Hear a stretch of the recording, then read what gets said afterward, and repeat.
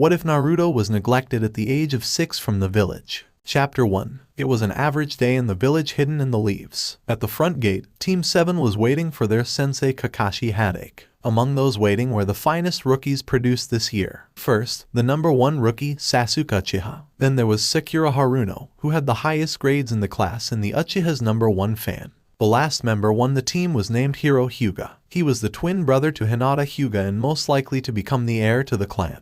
There was no difference in appearance between himself and his sister. They both had short blue hair and the same eye color. They even wore the same style of cloths, except his jacket was always left unzipped. But, in attitude, they were opposites. Hiro was focused and never stammered. He was also a bit arrogant, but not at the Uchiha level. Their sensei finally arrived with their client Tazuna. "Are you sure about them?" asked Tazuna again. "They don't seem all that strong." "Relax," said the lazy shinobi. "I happen to be a jonin. If anything goes wrong, I'll be able to take care of it." No one noticed a small piece of ice on the village gates. A small path of ice was attached to it and went out into the forest. It stopped at a tree about a mile away where 2 figures in masks were watching them from a very large ice mirror. One of them was dressed as a hunter nin while the other was dressed as a Mist Anbu with a fox mask. There were several things that made this pair look odd. One was that they looked no older than 12 or 13. Another was that they shouldn't be in the land of fire. The most curious was the conversation they were having.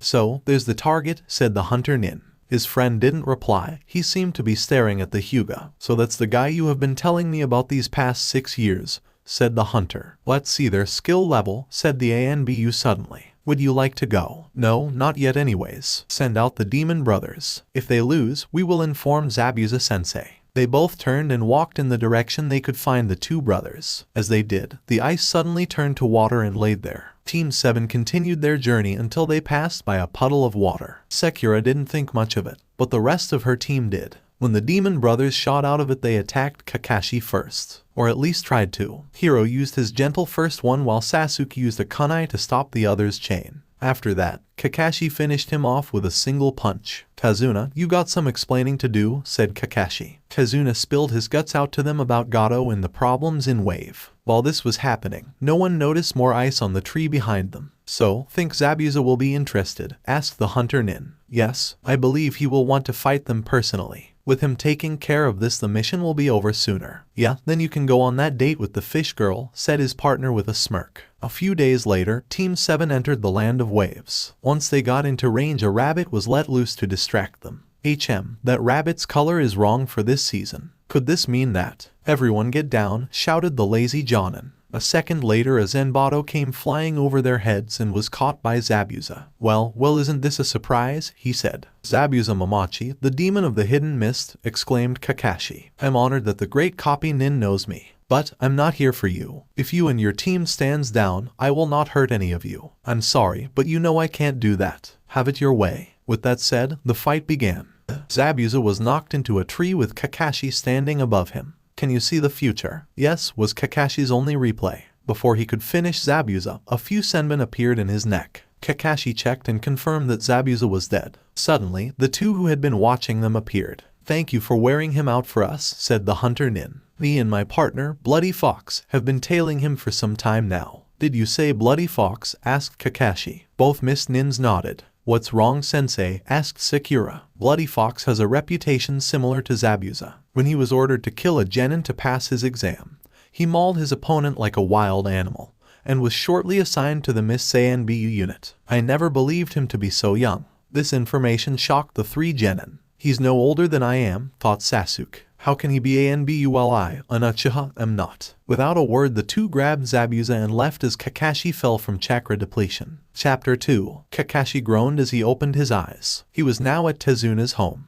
His daughter, Tsunami, was standing above him. "About time you woke up," she said. "Hey, the Cyclops is awake." At that, his team quickly came to him. Sasuke and Hiro didn't say much. Sakura was going on about how amazing he was against Zabuza. "We have a problem," Kakashi said suddenly. "Zabuza isn't dead." "What?" cried Tazuna. "But you said that he was dead. We saw these 2 kids take him." "Yes," replied Kakashi, "and that's the problem. They were supposed to get rid of the body right there, but they didn't. Also, the weapon that was used is used to stun, not kill. Also, it is rare to see a hunter nin and an Anbu working together with no backup. With these facts, I'm sure he's alive." Suddenly there was a knock on the door. Oh, he's finally here, said Tsunami as she went to answer the door. Suddenly, everyone heard a very loud and annoying voice. Hey, Miss Tsunami, I got that order for you, said the youngster at the door. Thank you, Naruto, said Tsunami with a smile, and she accepted a large basket. Would you two like to come in? Sure, said Naruto, who dragged a girl in with him. Everyone turned to see a spiky-haired blonde with blue eyes and whisker marks and a girl covered in bandages with black hair. The boy was dressed in a plain white shirt and blue jeans. The girl had on a simple blue dress. Kakashi was the first to realize who he was. Naruto, he shouted. Your ...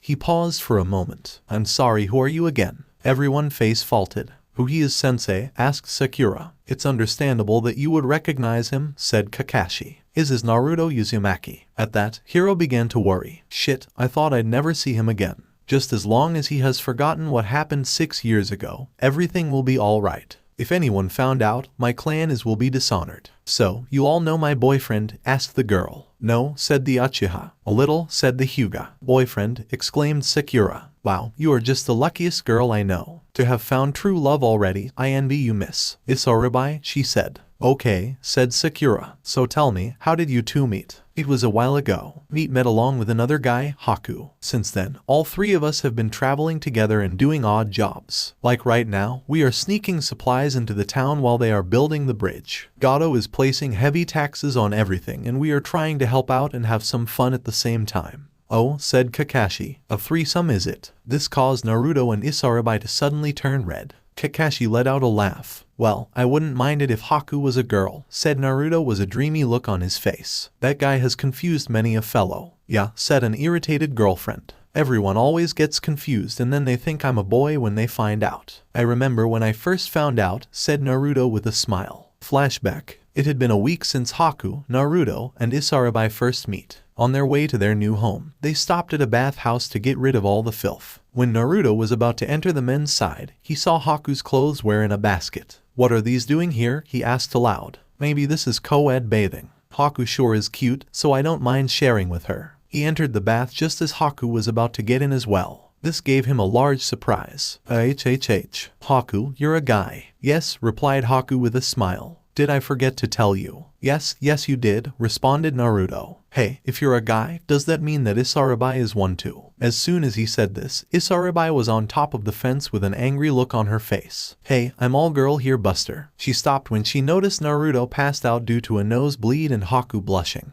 What with you two? She looked down. Shit, I forgot to put on a towel. Then flashback. Naruto finished reminiscing. Everyone was staring at him. One girl, in particular, shot him a death glace. Don't tell them stuff like that. Sorry, he replied. So Naruto, said Kakashi suddenly. When are you coming back to Leaf? The third has been very worried about you. I don't know, said Naruto as he brought his hands to the back of his head. Right now I'm a bit busy. Plus I don't think the ninja life is for me. I'm just happy as is. After all, this world is made of love and peace. As he finished, he turned to give Isarabai a kiss on her cheek. Sasuke just snickered when he heard this. He'd never make it as a ninja. Helping others just makes you weak. Well then, said Kakashi, we better get to work. I have to make you all strong so you can help me fight Zabuza when the time comes. Then we'll get out of your way, said Isarabai. She and Naruto then left, promising to come by later in the week with more food and other supplies. Later that day, Gato was yelling at an injured Zabuza. You call yourself a demon, he shouted. Not even that girly brat Hub is scared of you. He then spit on Zabuza. Haku got ready to kill him, but Zabuza told her not to kill the client. Fine then, said Bloody Fox. He was standing next to Gato. He quickly grabbed his arm and ripped it off. Gato fell to the ground, crying and screaming for help. Fox's hands began to glow red and he touched the bloody wound. The smell of burning flesh could be smelt by anyone in the room. Soon the bleeding stopped. Gato looked to where his bodyguard were and saying that they had been knocked out by a girl who looked half human and half fish. Know your place, weakling, said Fox, in a cold and quiet voice. You are only as powerful as we allow you to be. We are only doing this for the money and can easily get another job. Now, the only reason I didn't kill you for that insult to my sensei was because he taught us never to kill the hand that feeds us. Let this be a reminder of what we can do. Why yes, I understand, said Gato as he crawled out of the room. That wasn't necessary, said Zabuza. I know, said Bloody Fox in a more cheerful voice. But I have had some pent-up aggression for a while now,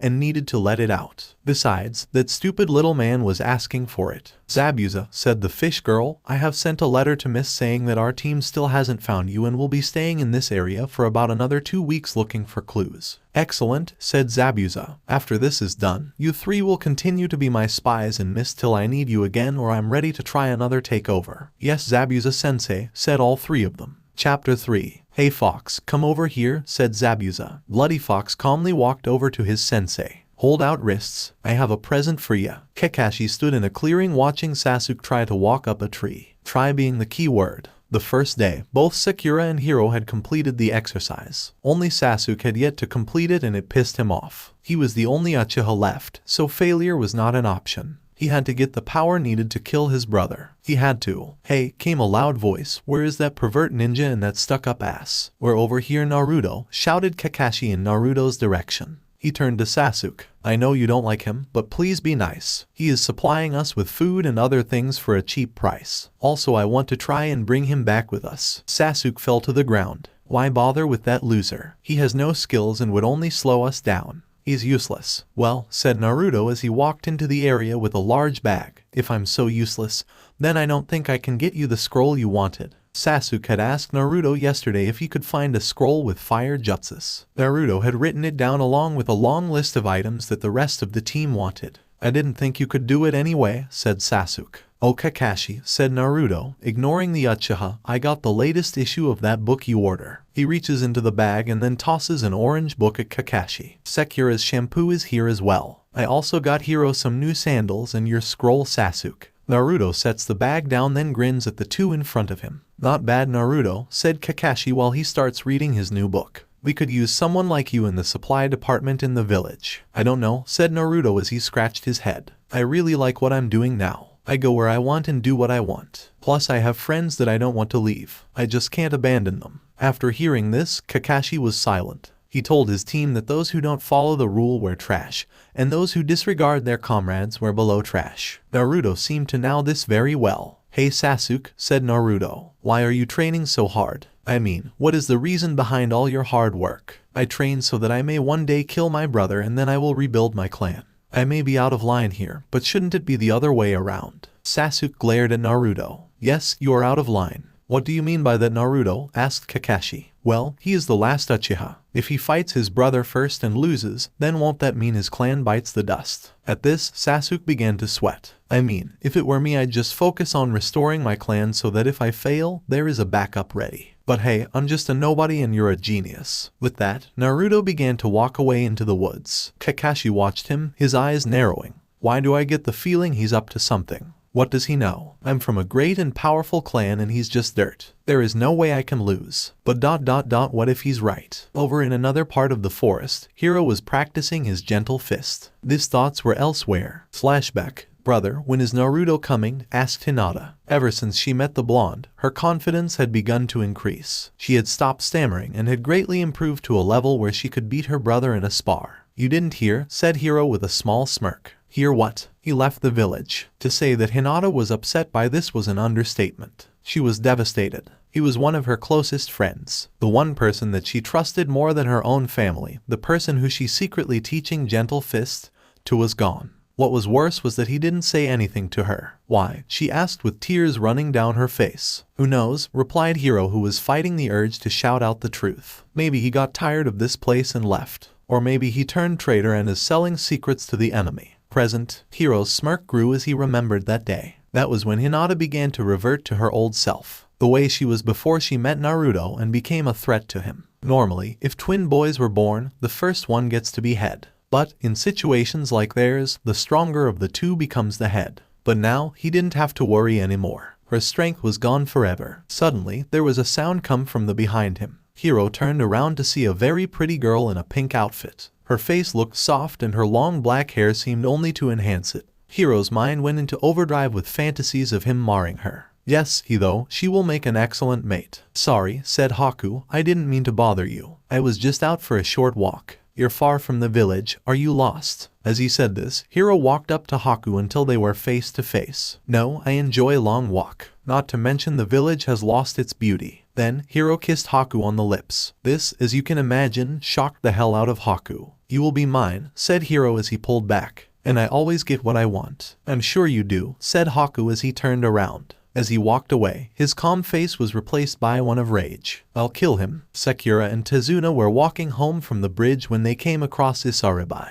She was handing out candy to some children when she spotted them. Hey Isaribai, called out Sakura. Nice to see you again, Sakura, said Isaribai. Oh Tezuna, Naruto is dropping off more supplies to your house. Would you like to walk with us for a while? Asked the old man. Sure, but I do have to get ready for my date tonight, said Isaribai as she began to walk with them. You are so lucky, cried Sakura. I have been trying everything to get Sasuke to notice me and nothing works. It was the same with me and Naruto, said Isaribai with a smile. He used to only see me as a friend or a sister. No matter how many advances I made, he remained clueless to how I felt about him. So what did you do? Then little to go on the offensive, she said. See, men like to be the ones making the advances and work for the girls they want. I was making myself too easy for him. So I started asking other people out and Naruto let his jealousy take over. Wow, maybe I should try that out with Sasuke. How about you come with me and Naruto? We can set you up with Haku and we can make it a double date. Are you sure? Asks Sakura as Isaribai begins to walk in a different direction. Don't worry, just meet us by the lake in the woods at 6. Later that night, at 6, Sakura met Isaribai at the lake who had brought sandwiches. Haku was there as well and he kind of freaked out Sakura. I mean, he looked hotter than she did and was wearing his pink outfit. Sakura just stared at him for a while. Haku, I told you to wear something nice. Sorry Isaribai, said Haku, but this is my nicest outfit. That's just sad. Excuse me, interrupted Sakura. Where is Naruto? Over hey, said Naruto as he came jogging up to them. He was carrying a cheap karaoke machine. Sorry I'm late. I had to make an odd delivery. Elsewhere, Orochimaru was looking at the book his assistant,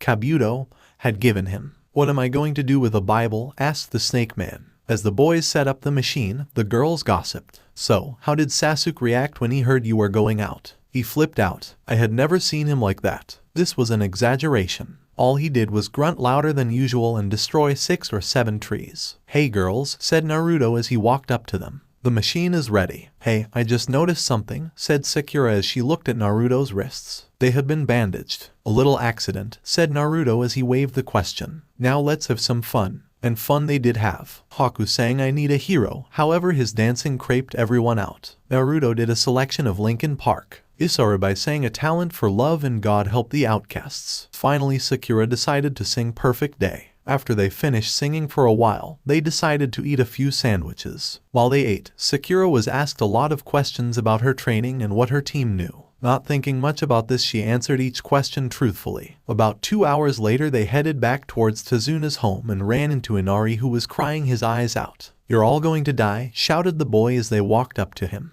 Gato is going to kill you so you are wasting your time here. At least someone is doing something, replied Haku. Shut up, none of you know the pain we are feeling. None of you know what it's like to suffer for no reason. You little, started Naruto before Isaribai interrupted him. Calm down, she said. No way, he said before turning back to Inari. What do you know of suffering? Did your family and friends abandon you after a very difficult time in your life? He said glancing at Isaribai. Did your father kill your mother in front of you and then try to do the same to you? He said turning his side glance to Haku. Did you grow up in a place where you lived like dirt and no one showed you any kind of compassion as you cried yourself to sleep every night? I don't think so. This world is hell, so get used to it. With that he stormed off followed by his friends. Sakura watched them leave for a few moments. She then helped Inari back into the house and told Kakashi what had happened. It seems Naruto found people who have felt similar pain, was all he said. Back at Gato's place, Zabuza was talking to his 3 students. Have you learned anything new? Asked the Demon of the Mist. Kakashi seems to favor the Uchiha more than the rest. The girl and the Hyuga have trained solo for the most part other than team exercises. They will be easy to pick off, said Bloody Fox. Good. I want you 3 to train and be ready by the end of the week. Fox, I don't want you to take off my gift until you have no other choice. I don't think that will be necessary with these guys, but train hard anyways. Haku, make sure your chakra reserves are full and more on your speed. Fishy, work on those medical jutsus I gave you. Dismissed. Chapter 4. Flashback.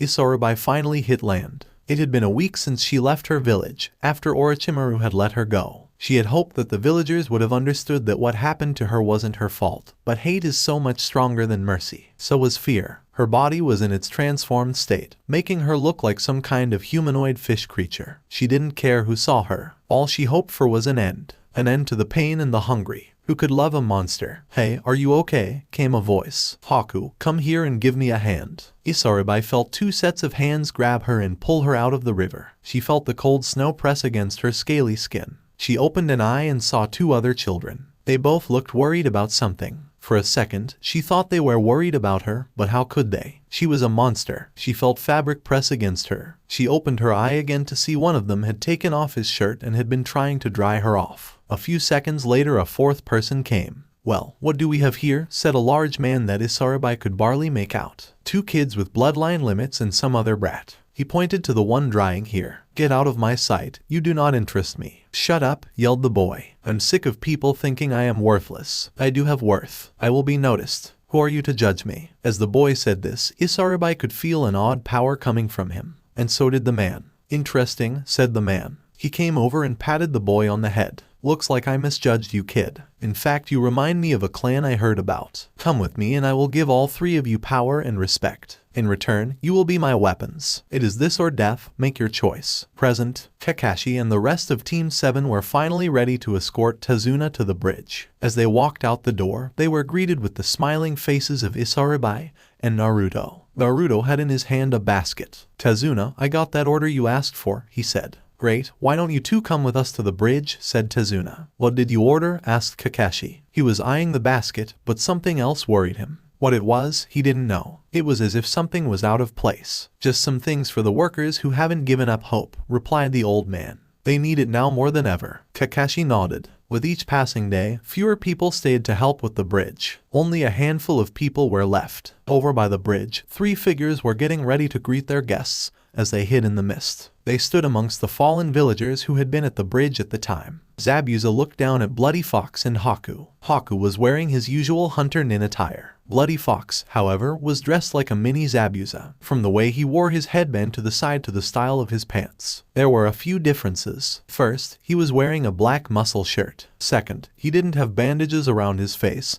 He had a mask. Finally, no Zanbatsu. Is there something on your mind, Fox? Asked Zabuza. Only one thing, Zabuza-sensei, replied Fox. I want to fight the Hyuga. This is an odd request from you. Any reason? I'll explain later. With that, they were silent for a while. They're late, said Haku. About 10 minutes later, Kakashi and crew arrived at the bridge and were shocked to see all the work crew dead. You're late, shouted Zabuza and Haku together. Fox's sweat dropped. Well, we got lost.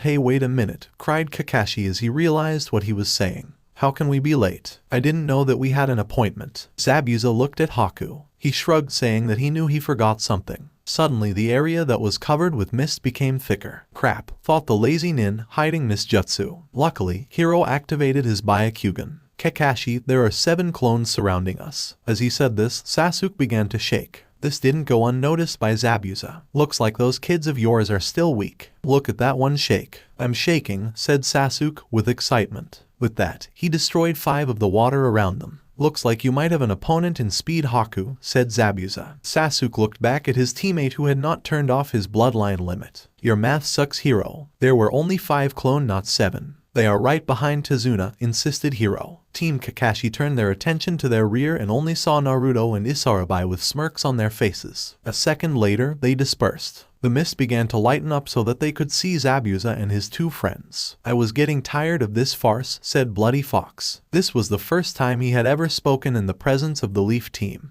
His voice was familiar. A second later, he moved his hand to remove his mask, allowing his enemies to see his face. He had blue eyes, blonde hair, and whisker marks on his face. He smirked at the socked faces before him. Haku did likewise. Naruto. Haku, said Sakura. How can this be? What's going on? I don't understand. You don't know how long I have dreamed of this day, said Naruto, ignoring Sakura. I thought of every possible way I could take my revenge. The ways I could make you suffer. A small piece of me wants to thank you, thought. If it hadn't been for you, I would never have become this strong. So for that, I grant you a quick death. You kill me, snickered the young Hyuga as he received looks of curiosity from his team. Don't make me laugh. It will never happen. I have the council on my side, or did you forget that? I guess you did with that puny happy-go-lucky brain of yours. The council isn't here right now. I have no reason to fear them. What's going on? Demanded Sasuke. It was plain to see that there were issues between the 2 of them. But how did these 2 know each other? From what he knew about Naruto,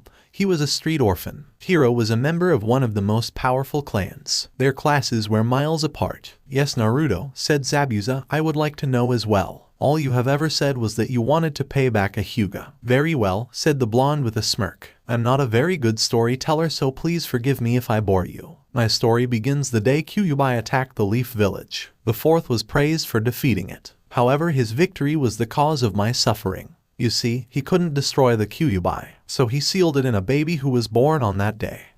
With that, most of the Leaf team was shocked. Sasuke couldn't believe that they had been lied to about the Kyuubi and its death. Sekiro was under a similar impression. Kakashi was wondering how he found out. Hiro was the only one who wasn't shocked, as if he already knew. Tazuna was the next to speak. How could someone do that? Please don't interrupt the storyteller, said Naruto. Believe me, I asked myself that every day when I found out. But that is later in the story. I grew up without love. I was hated by the Leaf with very few exceptions. I wanted one thing, someone to notice me as more than trash on the street. When I was 4, I meet Hiro and his sister Hinata for the first time. Naruto looked up at the sky, letting old wounds resurface. I believed, from the deepest corner of my heart, that I had finally found people who could see me. Hinata was shy and nervous. Hiro seemed like he always had a lot on his mind. They showed me what it was like to play games with other children and be a normal child. I was so happy. Hinata and I began to spar. She needed help with the gentle fist and I wanted to help her. So she taught me the basics of the style and I helped her to the best of my ability. By teaching me, she became better. I remember her thanking me once when she had received a compliment from her father. A tear rolled down Naruto's face and fell to the ground and he paused. Haku wanted to stop him from going any further, seeing the pain he was in. However, Zabuza placed a hand on his shoulder, stopping him. 2 years later, I stood waiting for Hinata. She was late and I began to worry. She was never late. Hiro came running up to me. He told me that Hinata would be getting the birdcage seal and would become a branch family member if I didn't do something. I trusted him and ran to where I was told to go. I wanted to get there and save Hinata from a fate I knew she feared. I was willing to do whatever it took to save her. If it meant leaving the village, so be it. When I arrived there, I didn't see any sealing ritual. I was an advanced training session of the Gentle Fist and saw 8 trigrams 64 palms. I was discovered and accused of spying on their training. Apparently there had been evidence of someone spying of them for a while. I tried to explain, but they didn't listen or believe me. Hayashi Hyuga soon stood before me and told me to leave the village or the next day he would kill me for being a spy. I left the village right after that. As I ran past the gate, I ran into Hiro who had a smirk on his face. He had set me up. As I accused him, he laughed at me. I still do, interrupted Hiro. I had a deal with the council. They found out that I was hanging out with you. I told them I only did it because my sister was fond of you.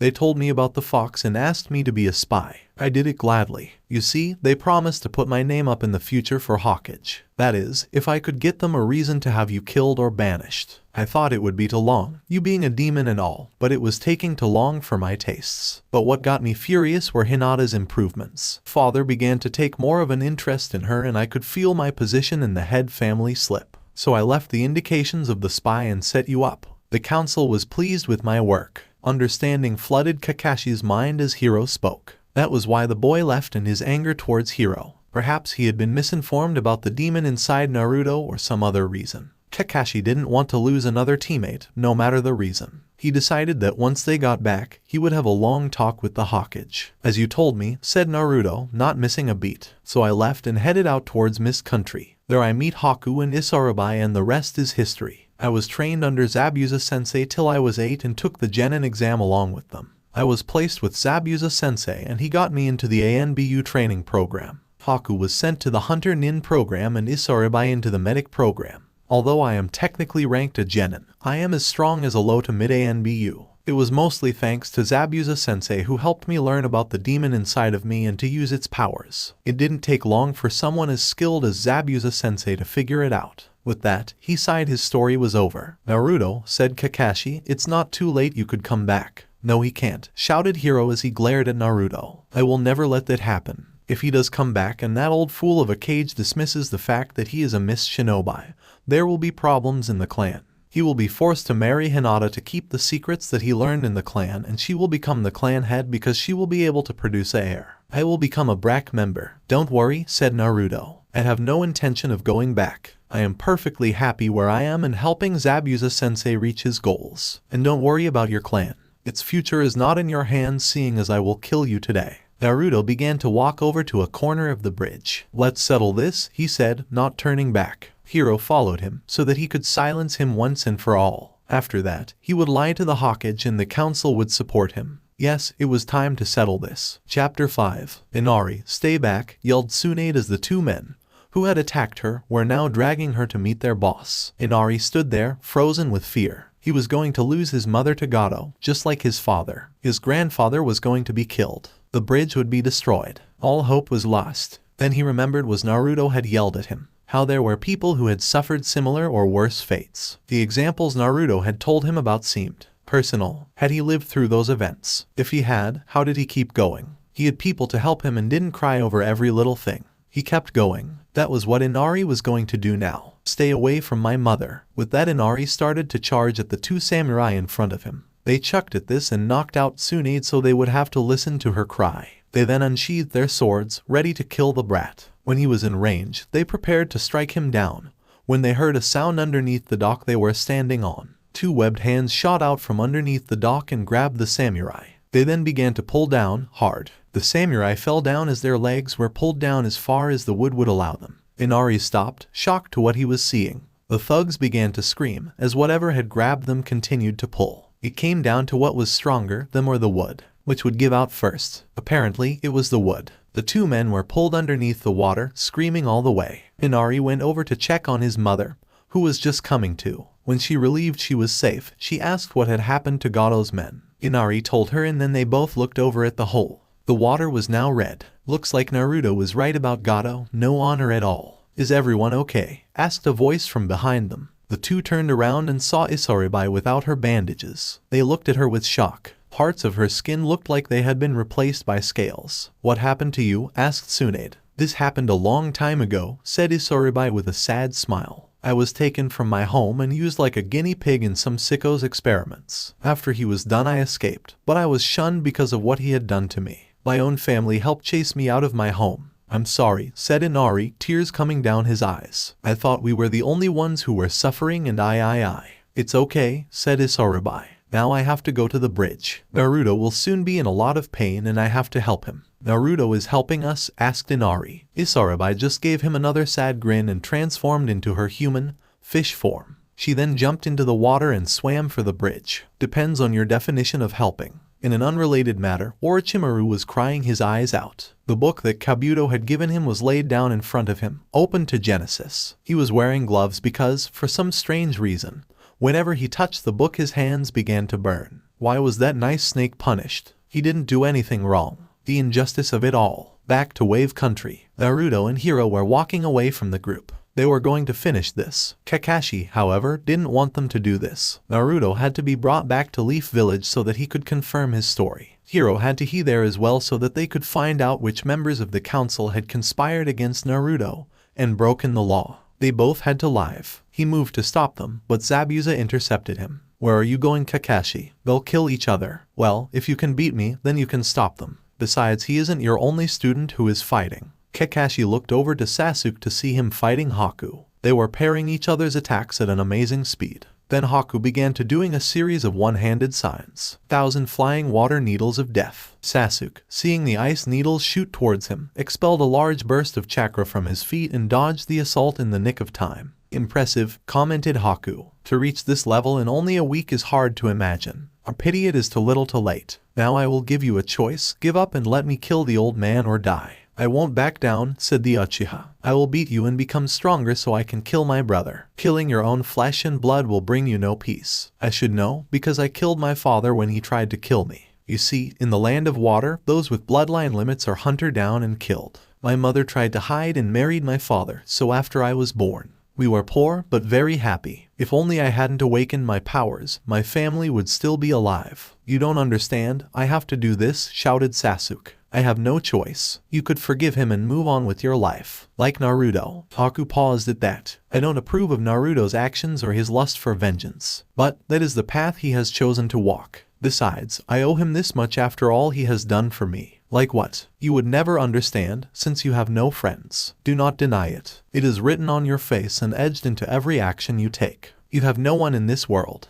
I will show you the strength of the difference between us. Demonic ice mirrors. With that they were surrounded by Haku's ice mirrors. Sasuke, shouted Kakashi. Well, should we finish our fight, Kakashi? Said the demon of the bloody mist. Why, Zabuza? Why are you using children like this? They ceased to be children a long time ago, Kakashi. Isarabai is my water weapon with her transformation and healing abilities. Haku's ice and speed make him a powerful assignation weapon. And Naruto, well, he's the strongest out of the bunch. I never thought I'd meet the son of my sensei the way I did. What? Surprised Kakashi? Well, I was too. My sensei was Nodoka Uzumaki of the Uzumaki clan. The same clan that was re-endowed as the greatest kenjutsu in history, as well as creating the 7 shinobi swordsmen. Add that to his knowledge of the gentle fist and the kyuubi inside of him, and well, you have an unstable warrior. I remember when we started training. Flashback. Here I am, Zabuza sensei, cried out Naruto. Zabuza looked at his new student and saw that he was dressed just like him except for the bandages. Kid, why are you wearing that? Naruto looked a little embarrassed. Well, I never had anyone to teach me before, and I think that you're a very powerful person. So I want to become more like you, sensei. Kid, I'm touched. However, he began to sweat drop when he saw Naruto jump in his direction.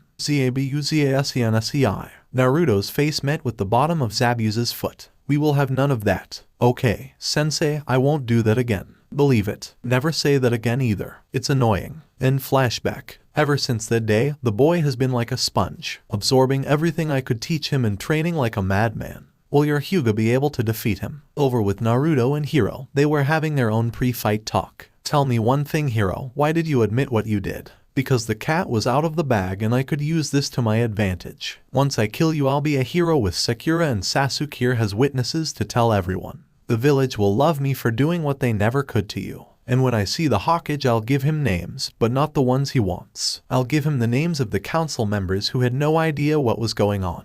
That includes my father. With him out of the way, the clan elders will have to make me clan head. The Hokage isn't a fool. He'll figure out you're lying. You're right. He couldn't even see you as the demon you really are. And if he does, well, I'll have the support of the village on my side. Killing me will cause a civil war that will lead to his downfall. I have to admit, you have thought this out pretty well. However, this is assuming you can kill me. With that, Naruto got into the gentle fist fighting position. Slowly, his features began to change. His hands became claws, his eyes became red and slit, and his whisker marks became thicker. Around his claws, red chakra began to glow, like I'd lose to some lowly demon. Hiro also got into his fighting position. Byakugan, this is the difference between us. I can see your chakra system and your chakra points. This that he charged. The thrusts came flying by both sides, each one a narrow miss. Naruto sent one thrust to Hiro's chest, which he dodged by leaning back at the last minute and bouncing back and attempting to strike him back. Naruto dodged this by spinning out of the way and then aiming for the shoulder. Hiro stepped back and avoided contact. Then, Hiro attempted a strike at one of Naruto's chakra points. This, however, was a miss that cost him dearly as Naruto sent a palm thrust that landed in the middle of Hiro's chest. Hiro was sent back several feet, but didn't fall down. He looked down at his chest and saw that his shirt looked like someone had burned a large, palm-shaped hole into his clothes. Hiro didn't feel any different. Looks like your style is all about show and no effect. Pitiful. Naruto only smirked at Hiro's comment. Then, Hiro felt it. Pain, unlike anything he had ever felt in his past training.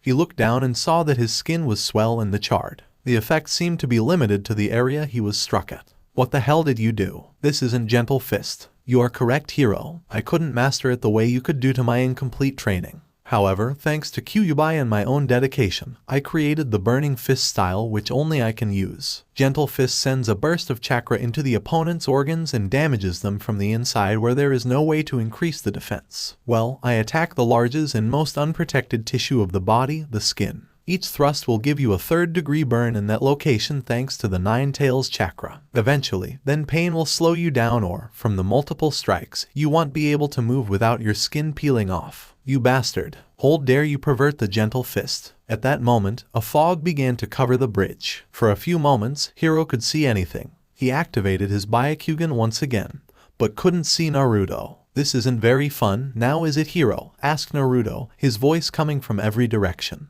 Looks like Zabuza-sensei is using this mist to block Kakashi's copying powers. I guess we will have to fight like this. Over with Sakura, she watched as her sensei used himself to shield her and Tezuna from Zabuza. Things were happening much too fast for Pinky. Just this morning, she was laughing with Naruto and Isarabai, and now they were fighting each other. "Zabuza, are you alright?" came Isarabai's voice from behind Sakura. Both she and the old man turned around and gasped at Isarabai in her transformed form. "And fine. Kill that girl and then the old man." With that, Kakashi and Zabuza disappeared into the mist once more. Sakura brought up her kunai, ready to fight. "Put that down," said Isarabai. "You'll only hurt yourself." With that, she turned and began to watch the events occurring in front of them. "Aren't you going to fight me?" asked Sakura, slightly relieved. "Not now, maybe later," she relied as casually as if they were talking about the weather. "Right now I'm more interested in what is happening out there, and if my team needs me I need my chakra to heal them." The Uchiha is becoming a human pincushion and the Hyuga is staring off into space. What? Is Sasuke going to die? Depends on Haku's mood. He could be feeling merciful today. Why? Why did you pretend to be our friends? Information. This is the shinobi's lifestyle. If you can't handle that and you live after this day, then I suggest you quit. You're of no use. Back to Naruto and Hiro. Where are you? Come out here, you stupid demon. Hiro would have kept going, but the touch of Naruto's hand around his neck silenced him. He was behind him. Is it a good thing to insult your executioner? With that, Naruto let go and went back into the mist. "The blind spot," said Hiro as his skin began to feel the effects of Naruto's attack. "Yes, I really must thank Hinata for telling me about your clan's blind spot. As long as I stand within it, I'm very well hidden." Back in Leaf Village, Hinata let out a sneeze. Is someone talking about me? Could it be BN Naruto? She wondered aloud. She then walked across her family's compound to her room. She then opened her closet and turned on the light. The light shone on a small worshipping area that was dedicated to her first and only love, Naruto. On this shrine, there were locks of hair, old chewed gum, a bust, and some of his old clothes that she found. She sat down and began a 4-hour staring ritual. Back to the bridge, now to finish this little farce. And, thanks to my silent killing training, you'll never see it coming. 8 trigrams 64 bombs. 2. Suddenly, Hiro felt 2 strikes at 2 of his chakra points. 4, 8, 16, 32, 64. Hiro could feel pain at all the points, but the flow was not stopped. Naruto had done something else. What have you done to me? Surprised. Well, despite what you believe, there are 2 ways to know where all the chakra points are. The first is with the Byakugan and the other is to use a book. Medics have studied the human body for centuries and have discovered the locations of the points. They can't be seen with the naked eye, however, which makes it difficult to attack them during combat. I trained with dummies for 2 years until I could strike a person's chakra points effortlessly. As to what I did, I sent 64 small spike of Kyuubi's chakra into your chakra points. However, like the name suggests, they will soon explode from the inside. The result will be ... Have you ever seen Armageddon? Suddenly Naruto heard rock explode in the direction of Zabuza and Kakashi. A few seconds later, he heard the sound of birds. A lot of them. "Zabuza-sensei," whispered Naruto.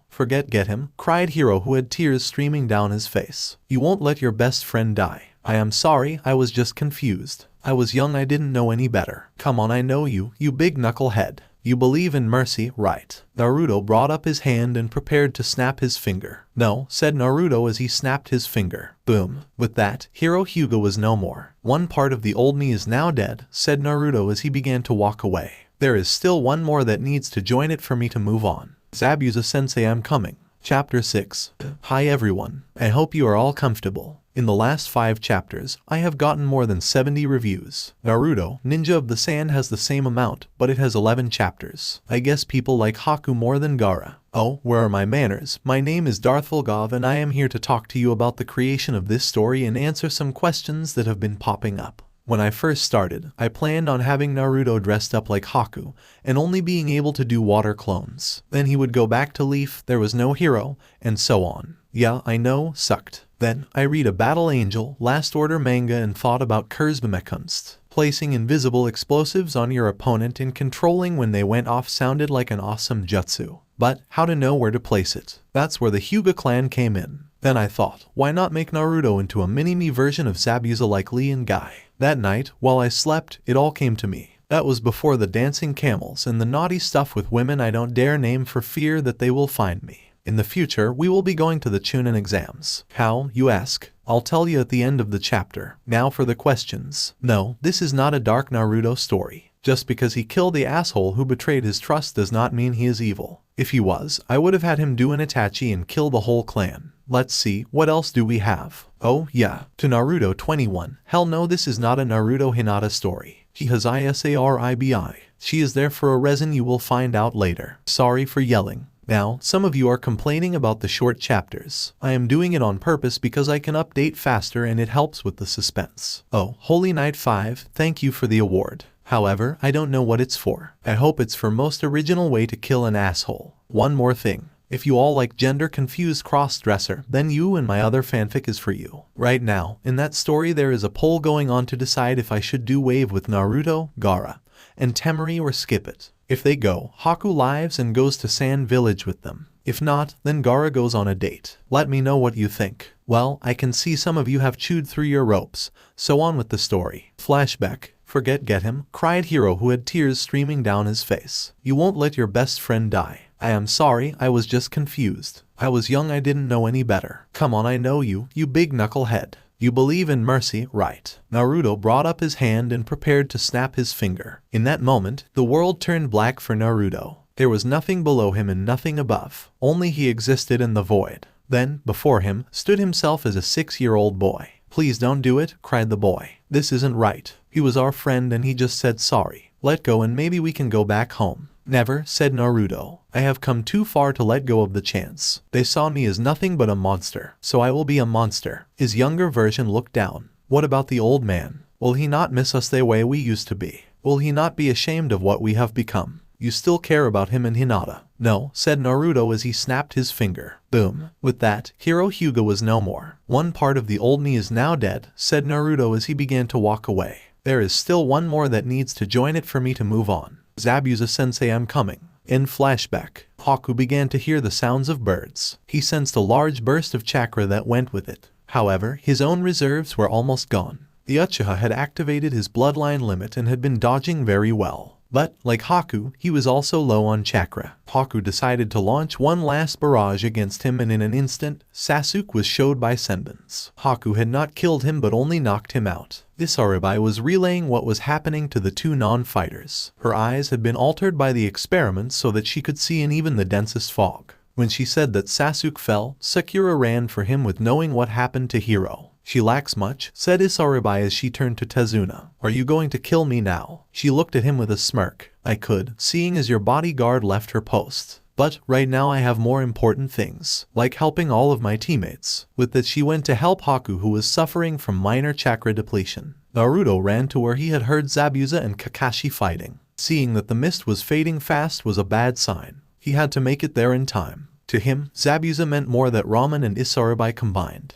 He stopped in shock as he saw Kakashi's hand and Zabuza's side. On the ground was the Zanbato, the Kubikiri Haucho. Zabuza sensei, he shouted as he ran towards his sensei. Naruto was able to catch him as he fell off the arm that had supported him. Don't worry sensei, he said. I'll make sure you get out of here. In a week you'll be good as new. Just hold on. Kid, said Zabuza in a weak voice, don't be a fool. I won't last more than a few minutes, even with a medic here right now. Now, time to do my last ask as your sensei. As he said this, Isaribai and Haku, who was being carried by her, slowly walk over. Kakashi just watched. You have all made me proud. You all overcame more hatred than I ever had to deal with. You are the best people someone like me could ever know. Naruto, I want you to take them back to Mist. Show them what a real shinobi is, not those pussy cry me a river types. Also, I pass on my title as a legendary swordsman to you. Don't speak, I have little time left. Only you can use the Kubikiri Haucho the way it was meant to be used. Your mother gave it to me before she left Mist. It only feels right that I give it to her son. Now, do what you have to do. At this, Naruto's eyes widened. He knew what Zabuza was asking him to do. The only way to return to Mist with the Kubikiri Haucho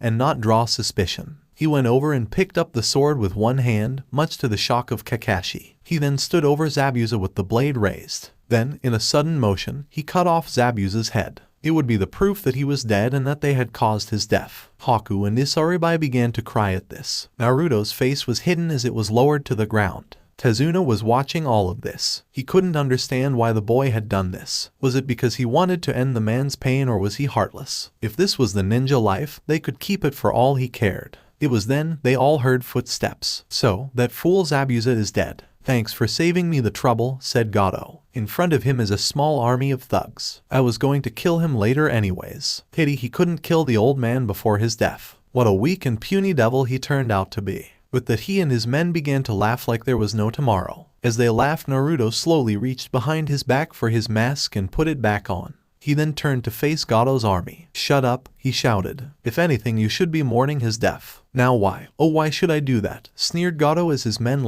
began to laugh again. Because he was the one who kept you safe from me. With that, he placed the sword of his shoulder and began to run towards the army. The goons saw this and a few in front began to prepare for a small fight. Gato stood there, confident that a kid couldn't beat all his men. What they didn't know was that Naruto hadn't used any of his chakra. He wasn't even fazed by his fight with Hiro. In a sudden motion, Naruto placed the Kubikiri Haucho against his chest and then began to spin like a top. He went right into the mob, slicing through them like they were nothing. What is that? Asked an astonished Kakashi. Uzumaki style, tornado blade, explained Haku. A kenjutsu move of the Uzumaki clan that causes them to spin at an incredible rate by pushing out chakra from a foot placed in a certain position. The spinning adds to the power of the sword and makes it difficult to get close enough to fight back. By shifting his body weight, he can control the direction. The attack continued as Naruto mowed down Gato's forces, their insides launching out of their bodies as his blade hit them. When he finally stopped, there were only 5 people left, including Gato. Naruto just stood there for a few moments,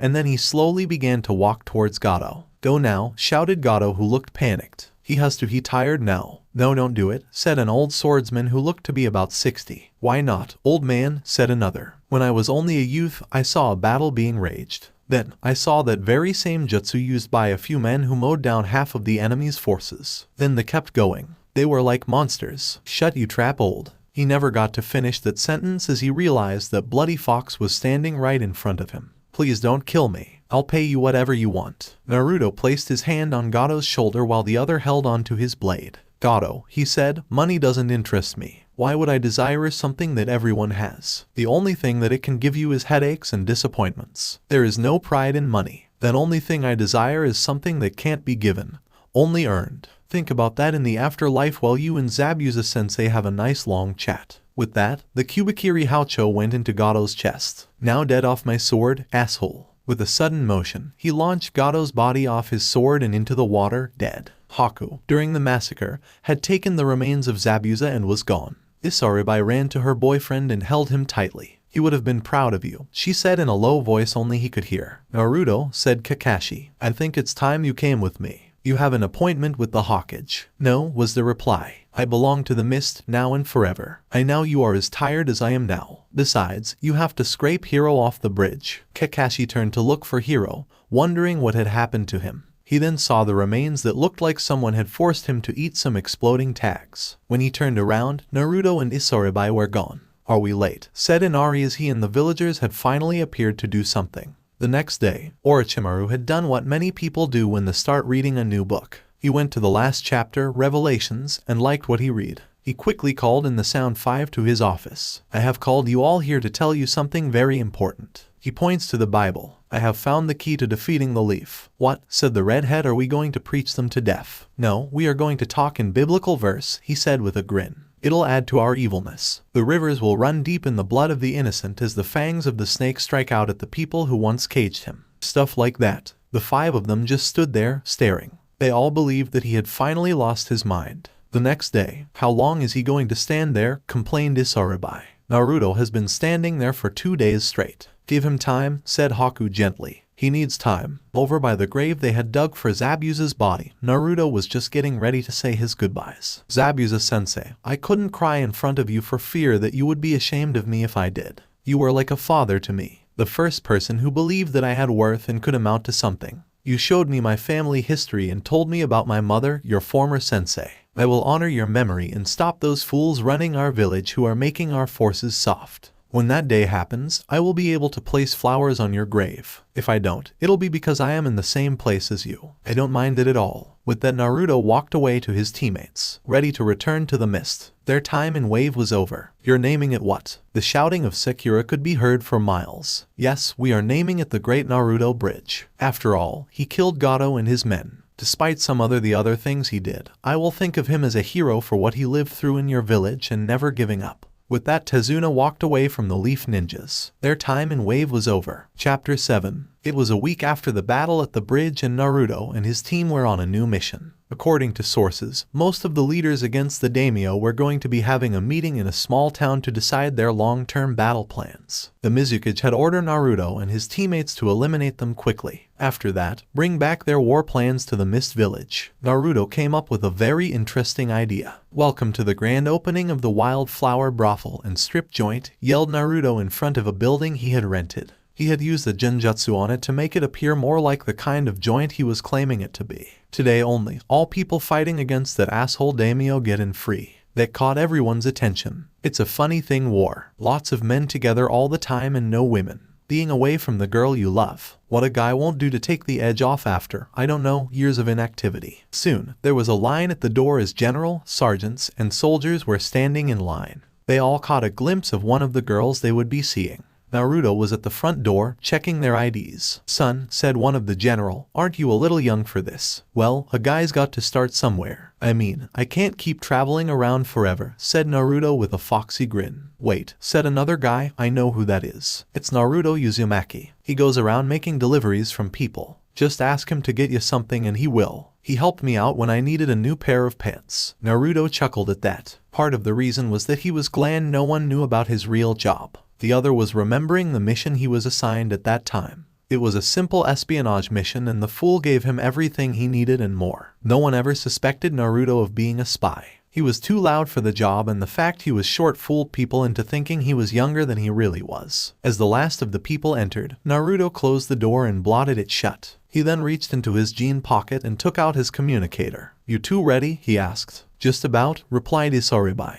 "Why do I have to do this?" cried Haku. "Because bandages and scales aren't a turn on to most guys," said Naruto. "Now let's start the show." With that, Naruto put away his communicator and went into the main hall. "Welcome to the grand opening," said Naruto once he got on stage. The men cheered. "Now, meet the lovely Haku." Naruto then quickly got off stage as the music started to play. Haku came out dressed in his pink outfit and twirled on stage. All the perverts were drawn to him, thinking what most people think when they see him. Haku kept dancing for a few moments till he saw Isaribai give him the signal that everything was all set. He reached into his shirt and got the excitement of all the men. They were surprised when he pulled out a gas mask. A few seconds later they heard a whizzing sound and everything went dark. It didn't take long for the three of them to check the bodies and find the plans. 2 days later in Leaf, the Hokage was talking to Kakashi about his mission. At the first mention of Naruto, the old man's heart soared. He had believed the boy to be dead, but now he had hoped that he would see him once again.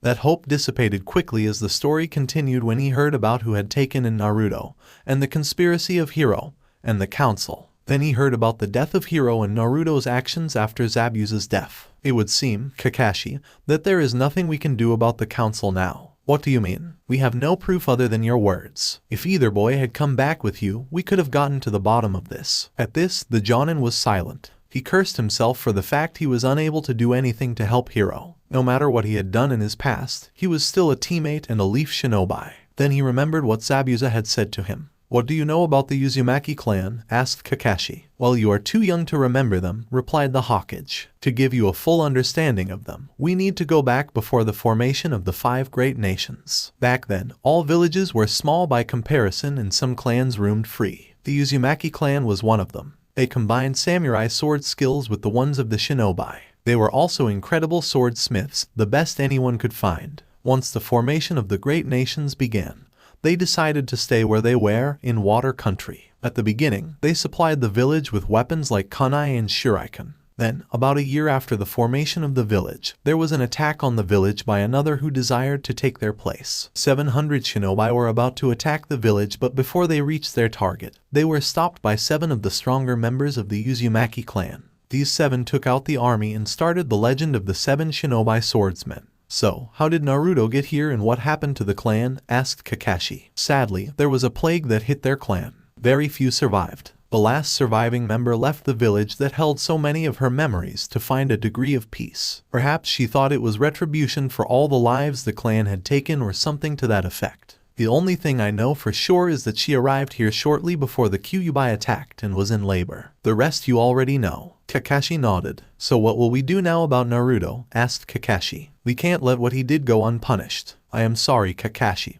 but he is not a citizen of this village anymore. He is a shinobi of the mist and fought with a shinobi of the leaf. We cannot punish foreign shinobi. However, I hope to bring him back. How? Asked Kakashi, his single eye growing big. That is my secret. Now you will need a new member for your team. 2 days later, Naruto and friends were just arriving in Mist Village. Despite what people thought of the village, it wasn't half bad. People were starving in the streets and killing each other like bloodthirsty monsters. The village was quiet and was designed with canals instead of streets. As they walked towards the Mizukage's tower, they ran accused the remaining 4 swordsmen of the village. The first one was Kamitari Hanjo, who wielded Agama. Then there was Gekatsu, who wielded the snake blade. Then there was Zangulus with his howling sword. Shiger, with his circular blade, was last. Hey there, called out Kamitari. How did your mission go? Way too easy, said Naruto. These idiots were so easy a genin could do it. I believe that's the reason they sent you, said Shiger in a serious tone. Yeah, agreed Gekatsu. You 3 are still genins. When are you 3 going to advance? Shut up, yelled Naruto as he grabbed his head. It's not our fault. Naruto is right, said Isaribai.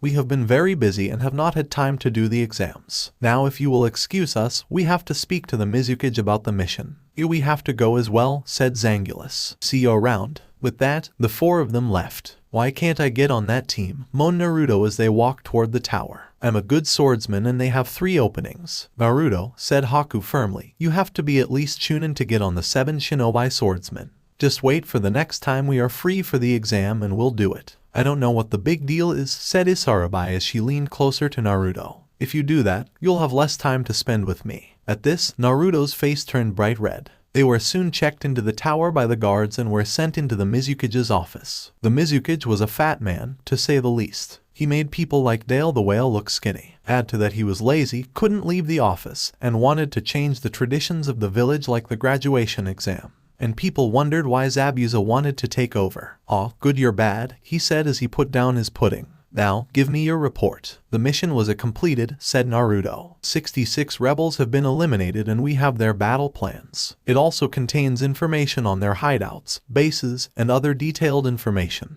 We took the liberty of leaving it with the ANBU before we came to see you. Very well done, said the Mizukage as he took a bite of a cookie. Now, I have something to tell you 3. Yesterday, I received a message for the Hokage concerning Naruto. He apparently wants to trade for him. What? They all cry out. Yes, I was surprised by that as well. They can't do that, said Naruto. I am a citizen of this village now. Back there they treated me like shit and now after 6 years want me back. I don't get it. There was silence in the room until Haku spoke. What is their reason and what are they offering? Glad you asked. The reason is that Naruto was born in their village and thus his citizenship there takes priority. Also, the fact that his mother chose to leave Mist tells them that it was her wish that Naruto not be raised in this village. Now to what they are offering, assistance in this civil war. This could save hundreds of lives and end the war in our favor, said Isaribai quietly. She turned to Naruto as saw the look of utter devastation in his eyes. They were once again taking away everything that made him happy and caring nothing about what he felt. Isaribai clenched her fists. Now, what with all the long faces? Asked the Mizukage. Do you really think I'll give them Naruto, who is the last of the Uzumaki clan?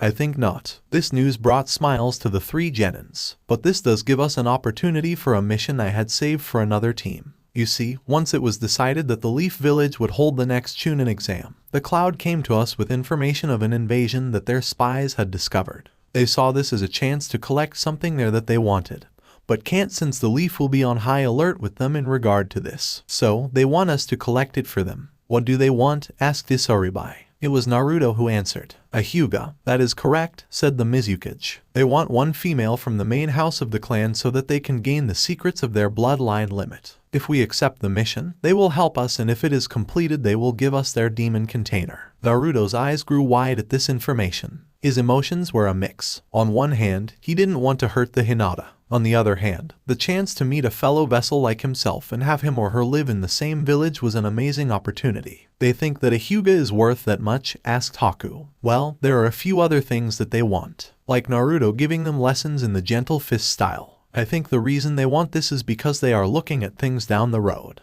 A long-term plan, if you will. Their vessel won't be around forever and they need better insurance for the future. Here is your mission, said the Mizukage. I will inform the Hokage that you will be going using the exam to make up your mind on where you want to live. You will take the Chunin exam and wait for the invasion to start. Once it begins, you will abduct a Hyuga and bring her to the Cloud Village. Dismissed. Back with Orochimaru. The snake was about to enter the building once again. Are you sure you want to do this? Asked Teuya. Orochimaru nods and steps into the church only to burst into flames a second later. He begins to roll around screaming in pain. Teuya finds some water and splashes it on him. Ah, it burns, cried Orochimaru. Guess I shouldn't have used holy water, she said as she sweat drops. Later that night Naruto was on top of his family's castle looking at the moon. That's right, castle. It was a design similar to that of other Japanese castles, but a bit smaller, only 5 stories tall. But that's not the point right now, is it? Naruto was on the roof, holding his sword up, this one hand next to the moon. His mind was a mix of emotions and old memories that had long since been forgotten. The mission had been issued and he had to do it. But did he want to? Did he want to stay behind and help in the invasion or stop it? Part of him wanted to see all the people who made his life hell suffer. But there were people in that village that had never done anything or didn't know any better. Was it right for them to die? Hey, you look weird, said Isarabai as she appeared next to him. She sat down next to him and began to hug her legs. I just have a lot on my mind, said Naruto as he put down his sword. I bet. You're finally going to be able to go home. This is my home, said Naruto with a hint of annoyance. She looked down at her feet of a moment, and let out a sigh. She too had a lot on her mind. She was afraid that Naruto might decide to stay in Leaf and pick up where he left off. She was afraid that she would lose him forever when he saw Hinata again. She decided to voice her concerns. So, you'll finally get to see her again. Who? He asked. Hinata. I can tell that you want to. We were friends once, said Naruto with a sigh. But a lot can happen in 6 years. Besides, whether or not I want to see her is a moot point. We are assigned to kidnap her and take her to Cloud. But, she started, but Naruto interrupted her. If you are worried that I'll leave you for her, you're crazy. If there was anything between us, it would never work out. Not after I killed her brother. Besides, he said, turning to face her, she's nowhere near as cute as you. She smiled at that and gave him a nice long kiss. Well, that's done. Just so we are clear, Naruto and his team will be in the exams. Sorry to repeat myself, but I don't want any confusion or angry comments. They scare me. Haven't figured out if I should mention Naruto's father. Well, I'll cross that bridge when I come to it. Also hope you all like the choices I made of the remaining swordsmen. I wanted variety with the weapons and skills. And to all you people who are sad about Zabuza, I'm sorry I didn't want to do it. I felt it was the best motivation for Naruto and gang. I'm sorry. Okay, I'm done. On another note, there will be another voting. It will be for my next fanfic. I have so many ideas, so please help me decide. Time travel. Naruto and Sasuke's fight at the Valley of the End creates a hole in time and space. When Naruto wakes you, he is meet with the legendary 3 when they were his age. Naruto x Tsunade. Rin couldn't take losing Abido. She asked the 4th to seal her away so that she could be alone for a long while. Pity he died and she was left in the Forbidden Scroll till Naruto came along. Naruto, Rin. The future is hell. 2 people travel back in time to meet their fathers and prepare them for what is to come. They are Naruto's daughter and Gaara's son. Starts at the beginning of the Chunin exams. Chapter 8. Naruto, Haku, and Isarabai walked past the front gate of the Hidden Leaf Village with less problems than they expected. Well, than what Naruto expected at least. They were wearing their fighting outfits like they had when on the bridge. Haku in his hunter nin uniform, Isarabai in her blue dress, and Naruto wearing the Zabuza look. Would you stop fidgeting? Said an annoyed Haku. I can't help it, said Naruto. I keep expecting an ambush to happen at any moment. Then, in a swirl of leaves, the Hokage and several Anbu appeared in front of the Mist Nins. Naruto, said the Hokage, it's nice to see you again. Same to you, old man, said Naruto as he put on his fake smile. He hadn't had to put it on since he left this village, but some things a person just doesn't forget. Haku and Isarabai noticed it immediately. Thank you for greeting us, said Haku, who politely bowed before the 3rd. It was my pleasure, he replied as he turned back to Naruto. Look how you have grown. I can't believe it's been 6 years. How have you been? I'd be fine, Gramps. I found everything I ever needed and found people who were willing to accept me. That part made the Hokage wince a bit. He had tried to get people to accept Naruto, but things rarely ever go as planned. He had failed his student Orochimaru and then he failed Naruto. The Hokage was about to say something, but an ANBU spoke up. Lord Hokage, we should be returning to the tower for the meeting. Yes, you are right. I hope to speak with you later, Naruto. With that they disappeared. Naruto began to continue walking but stopped when he realized that his teammates weren't moving. What? He asked them. What was that about? Demanded Isoribai. He seemed like a nice old guy and you say that to him. The poor old guy looked like he was about to cry. Naruto said nothing for a while. He tried to think of something he could tell them to make them understand. He had finally found some happiness in his life and the old man was trying to take it away from him so he wouldn't feel guilty. That was how Naruto felt about this. Then there was the fact that he was once again in the place of his torment. The place where he had been starved, beaten, and treated like a thing.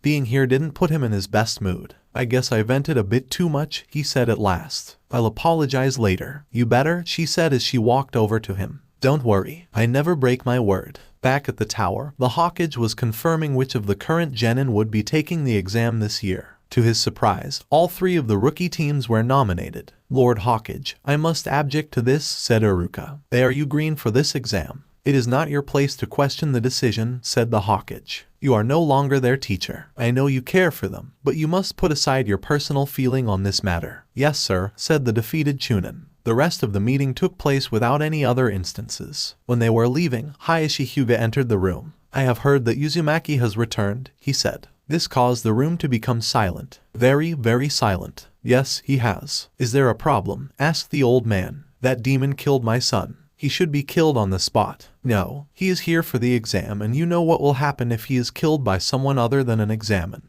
It would start up a war. Perhaps we wouldn't be having this little chat if you hadn't taken it upon yourself to banish the boy. Hayashi remained silent. The Hokage had questioned him about Naruto shortly after the report from Kakashi had been summated. Hayashi admitted that he had banished Naruto, but refused to believe that his son had any part in it. They glared at each other and then finally, the Hyuga left. So, what should we do first? Asked Haku. Why are you asking me? Complained Naruto as they turned a corner. Well, you know this place better than we do. A nice trip down memory lane. Where to first? Maybe where I was beaten, tied it up, and used as a panada by some drunks. Sorry, said Haku quietly. No, sighed Naruto. I'm sorry, I snapped again. He would have said more, but he heard a voice several yards in front of them. Watch where you are going, said a guy in black pajamas. Sorry, he heard Sakura say. We were playing and not watching where we were going. Stop it, Kankuro, said a blonde girl. Sorry, but I don't like these little kids. Seeing them makes me want to kill them. Before he could do anything else, Naruto grabbed the handle of his blade and rushed at him. Kankuro stopped in mid-swing when he felt a blade press against the back of his head. He gulped in fear. How big of you picking on little kids? I guess that's the best anyone can expect of a Sand-nin, said Naruto in a cold voice. Kankuro put the kid down. Sasuke jumped out of the tree he had been hiding in and looked at Naruto in anger. He was getting ready to make a big entrance and amaze everyone with his skill, and this loser messes it up. Sakura was angry as well that he was making her Sasuke look bad. Naruto noticed this. I take it those angry looks are because I killed a teammate of yours, he said as he slowly lowered his sword. Or at least I hope so. I hate to think that it was something trivial like an egomaniac's image. He gave them a grin. You interest me, came a voice from the tree Sasuke had been in. Gaara, said the person called Kankuro with fear. Kankuro, you are an embarrassment to our village, said the person named Gaara. Sorry, was all he had to say. Gaara disappeared in a whirlwind of sand and appeared next to Naruto. They stared at each other for a few moments. I am Gaara of the desert, he finally said. Naruto Uzumaki, also known as Bloody Fox, said Naruto with a grin. He then held up his hand to shake Gaara's. When he didn't respond, Naruto simply grabbed his hand and shook it. That's what you're supposed to do when you meet someone. I see. You seem to know those leaf nins. Are they noteworthy? Nope. Pinky has no skills and Mr. Anger is just an Uchiha. Nothing special about them. With that, Naruto and his team began to walk away with the sand trio. What do you mean just an Uchiha? We are the best in this village. Say that again when you are able to do something original, shouted Naruto as he continued to walk away. Wait, yelled Sakura. When they stopped, she continued. Why are you here? Foreign shinobi aren't allowed in other hidden villages unless they have permission. You are correct, said Haku politely. We are here for the Chunin exams. What? Shouted Sasuke. He would have said more, but they had left. Later they checked into a hotel where all of the other shinobi were staying for the exams. In the next room, a group of grass nins were settling in. Orochimaru turned on the TV to watch one of his favorite shows. You can do it, Paka, said the famous Snake Sannin. You can get that kiss. Go, do it for love. The others in the room sweat dropped. The next day, the Mist Shinobi went to the Leaf Academy, where the exam was to take place. When they arrived, they saw a large group trying to get into a room on the second floor. Haku asked Isaribai, "What floor is the exam taking place on?" The third, came his reply. With a nod, they left the group to figure this out as Team Guy appeared on the scene. In the exam room, they quickly found a corner and stayed there. A few moments later, Team 7 came into the room with some black-haired guy with a paintbrush. Must be the new member of their team, thought Naruto. "Hey, how did you guys manage to get in?" came a loud voice from a guy with a dog sitting on his head. "Don't bother, Sasuke," said two girls in unison. "Man, we're all here. How troublesome. Where is Hiro? I haven't seen him around lately." "He's dead," said Sasuke in an expressionless voice. "I would suggest you all keep it down," said a guy with glasses and silver hair. "This must be your first time." "If so, what about it?" said Sasuke. "Well, I'll give you a hand. This being my 7th time taking this exam and all. This year I have an edge. These are my info cards. They contain information on the different villages, topics, and people who are taking this exam. Got anyone you want to know about? Rock Lee of the Leaf, Gaara of the Desert, and Naruto Uzumaki of the Mist." When Hinata heard that last part, she gasped. He was back and she might be able to see him again. "That's no fun, you know their names. First is Rock Lee. According to this, he has done 20D ranked missions as well as 12 degrees Celsius ranked. He specializes in taijutsu and his other skills are unknown. This is his first time taking the exam. Next is Gaara of the Desert. 8 degrees Celsius and even a B, and he has never been hurt in any mission. That's all I have on him. Last is Naruto Uzumaki. Wow, he has done several ranked missions and he is only a genin in rank. He is every good in taijutsu, ninjutsu, and kenjutsu. Wow, there are a lot of amazing people taking this exam, said Sakura. Yeah, we have the Mist taking the exam for the first time in a while. Also the newly formed Sound Village, but don't worry about them too much. They aren't too important. The trio from Sound didn't like that last comment and decided to do something about it. They moved quickly, launching an attack on Kabuto. Add this to your notes, brat, said the mummy man as he got ready to launch his attack in the air. However, it never came. The genin of Leaf looked surprised as they saw the Sound Nin get kneed in the chest by a blonde wearing a mist forehead protector on the side of his head. Don't get too worked up, said Naruto. The exam hasn't even begun. What happened to that? A ninja should never lose control of his emotions bit. I'm waiting, Mr. Mummy. Said person was gasping for air. He turned to his teammates only to see Kin with a senbon pressed against her neck by Haku, and Zaku was in a full Nelson by Isaribai. Thank you for the help, said Kabuto. No problem, replied Naruto. The other genin were amazed at his speed with a Zanbato on his back. Then there was a reaction they didn't expect. And Naruto, is that you? Asked Hinata with tears in her eyes. Said boy looked at her. Damn, she grew up nicely. It's been a while, Hinata, was all he said. Before any more could be said, several Jonins appeared. That's enough, maggots. Fighting will not be tolerated unless we say so. Try this again and you will be failed. Naruto looked at this man and blinked. I have seen this guy before. But where? A few moments later they were all seated for the written portion. Alright, I'll go over the questions once and there will be no questions. The exam will have 10 questions. You will start out with 10 points and for every question you get wrong, you will lose 1 point. If you are caught cheating, you will lose 2 points. Caught cheating 3 times and you fail automatically. Also, this test will be taken as a team. If one of you fails, you all fail. The 10th question will be given at the last 15 minutes. The test was given out and was quickly begun. Naruto looked over the exam and tried to decide what to do. He closed his eyes and remembered what he was taught. Flashback. Naruto had asked Zabuza what he should do when he was faced with an impossible task. There is no such thing, kid, replied his sensei. Just because you can see the answer doesn't mean it's not there. Figure out what you know and look at the situation from all angles. If that doesn't work, then you lose. End flashback. Naruto opened his eyes and went over the information that he knew. He was given a test with questions any shinobi would have problems with. They were taking it as a team. If you got caught, then you only lost 2 points. That's it, he realized. They weren't testing them on knowledge, but information gathering. Haku and Isaribai had also gathered this, and with the ice mirrors, Haku gathered the information and relayed it to his teammates. Soon, the 15-minute marker came up. Alright, time for the last question. However, there are special rules to it. First, you have the option of not taking it. If you choose that, you fail. If you take the question and miss it, you get an automatic 0 and are banned from ever taking this exam ever again.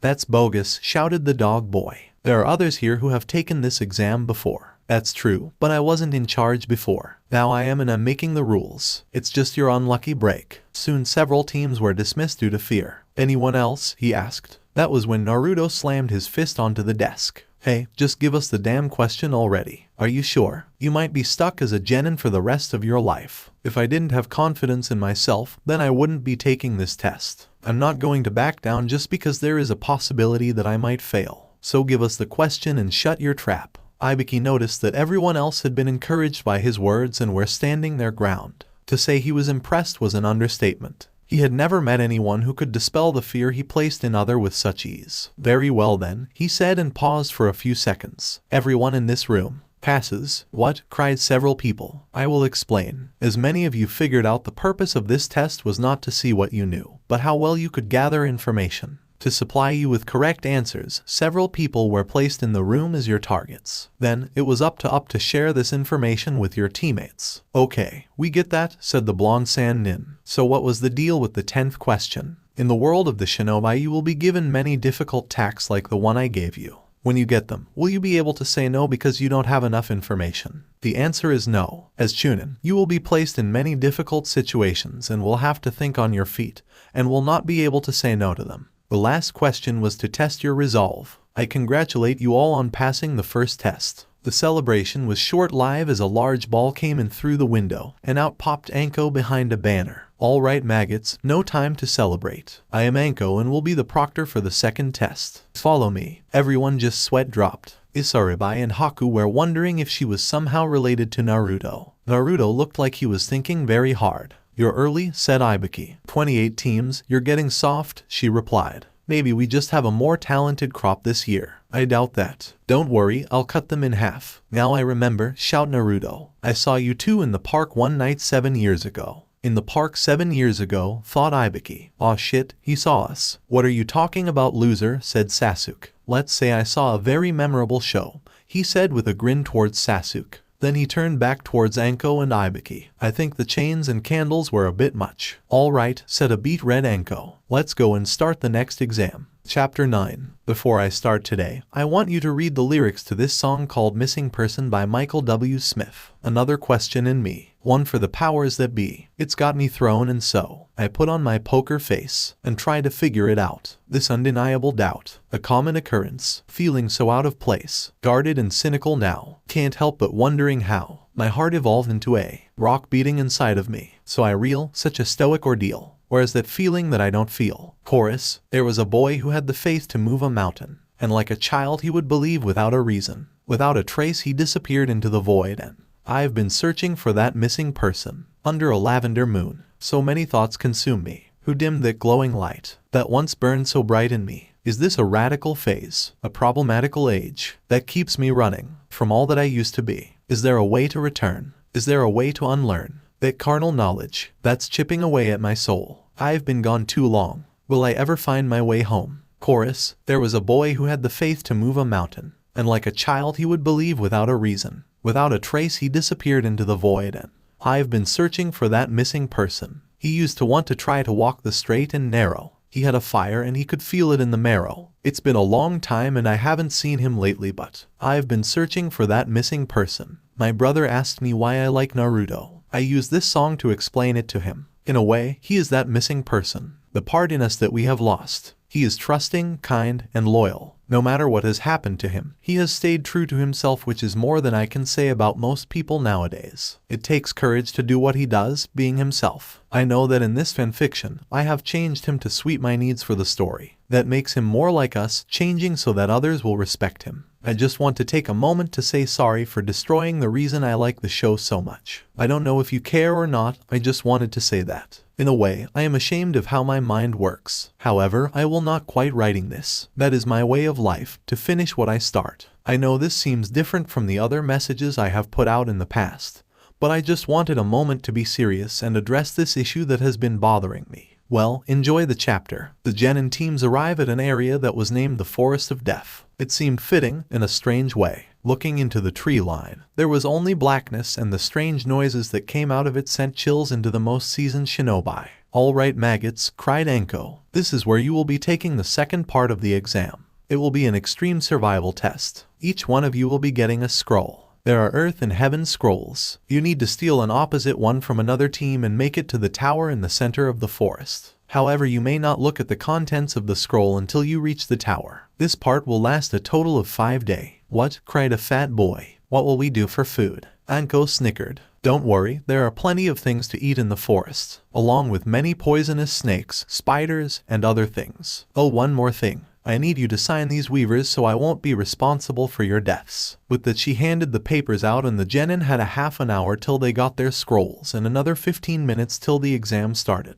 Naruto was sitting by himself for a moment while his teammates were gathering up some last-minute supplies. Isarabai wanted to get some extra bandages in case she needed to replace the ones she had on, and Haku needed scrolls so he could seal some water into them. Naruto felt confident that his close combat skills would be enough for this part of the test. Soon, he saw someone walking over to him. What do you want, Hinata? I wanted to talk to you, she replied. You shouldn't. We are enemies, or have you forgotten? I could never think of you as my enemy and Naruto. Naruto sighed. Fine. What do you want? Where have you been all this time? Didn't why you write or even say goodbye. I was worried. Is that all? Fine. I have been in water country as a Miss Shinobi. Your brother framed me and I was kicked out of this village by your dear father. After that, I was taken in by my sensei and learned of my heritage. Finally, finding some happiness in life, I decided to cut all ties to my past. That includes you. The only reason I'm here now is because the old man made a deal to try and get me back. Hinata looked devastated. His brother was the reason Naruto left. Why would he do something like that? Hinata, hate me, said Naruto as he stared at her. Hate me, loathe me, and despise me. Forget about our past and more on with your life. At that point, both Kiba and Shino had walked up and could hear everything.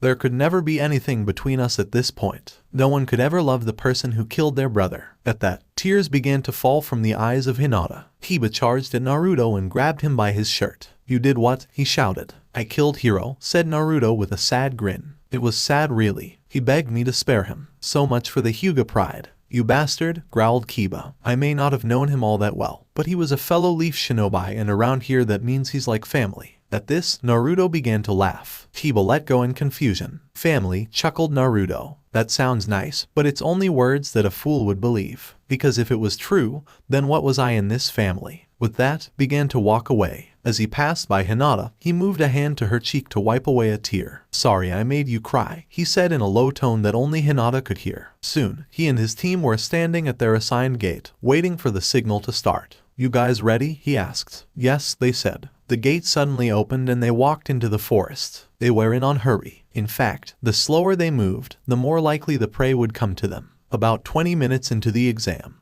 they saw a grass nin flaring a large amount of killer intent in a clearing. Sorry, coming through, said Naruto as they walked into the clearing. They then saw who the grass nin was attacking. It was Team 7. Small world, said Haku. We just can't seem to get rid of you. The grass nin looked at them and smirked. Well, it seems help has arrived for you. It will do you little good. She then flared a blast of killer intent to freeze the mist nins in place. Not bad, said Isoribai. That would have worked if we were not already seasoned fighter. Is that so? Said the grass nin with a smirk. Then maybe you could lend me a hand. I want to see what Sasuke can do, but he won't play with me. She turned her head to indicate Sasuke, who was shaking with fear. Perhaps you would give me a hand if I give you my Earth Scroll. Hell, I'd do it for free, said Naruto. But since you offered, we accept your offer. She tossed them her scroll and Isaribai caught it. I have been meaning to fight an Uchiha for a while now anyways. I mean Kasame has been spotted with your brother and if I want to fight him, I'll have to go through Itachi as well. At the sound of his brother's name, Sasuke looked up and stared at Naruto. He noticed this and chuckled. Don't think you are the only one after him. Kasama was once a member of the 7 before he became a missing nin.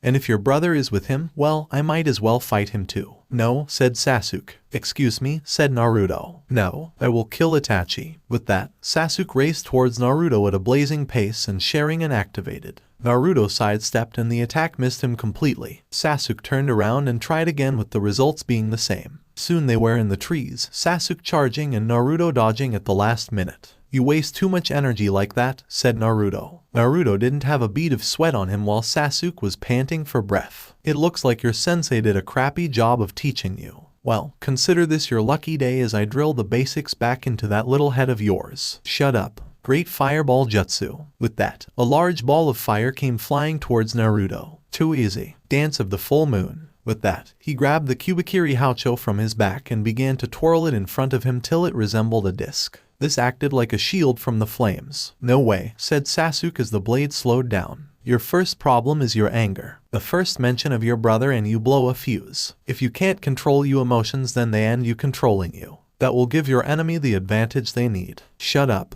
What would a loser like you know? This time he threw some kunai with wire around them at Naruto. However, instead of hitting him, they wrapped him around a tree. Now die loser. Dragon Fire Jutsu. As the flames came down towards Naruto, Sasuke didn't notice the one-handed signs he was making. The flames hit Naruto and Sasuke smirked. It quickly disappeared as he saw that Naruto looked unharmed. Naruto noticed his confusion as he walked back towards him. Please, you saw Haku doing one-handed jutsus, so what makes you think I couldn't? The jutsu I used was called the Water Shell Jutsu. It's a decent defense against fire-based jutsus. With that he disappeared and reappeared in front of Sasuke with his first in his stomach. Lesson 2. Never underestimate your opponent. Despite what you think, you aren't the greatest. How many real missions have you down? 1 and you lost your fight against Haku. I bet after that you didn't increase your training regiment at all. Sasuke gave Naruto a hateful glare. Even with his bloodline limit, the result was the same as the time he fought Lee. He was simply faster. Hey, Grass Girl, was that enough of a demo? With that, she appeared next to Naruto. Yes, that was most helpful. If you don't mind, I would like to take my turn and fight him. Well then, take care. With that, flashed a smile and salute. He then dodged an ink clone attack from the new member of the group.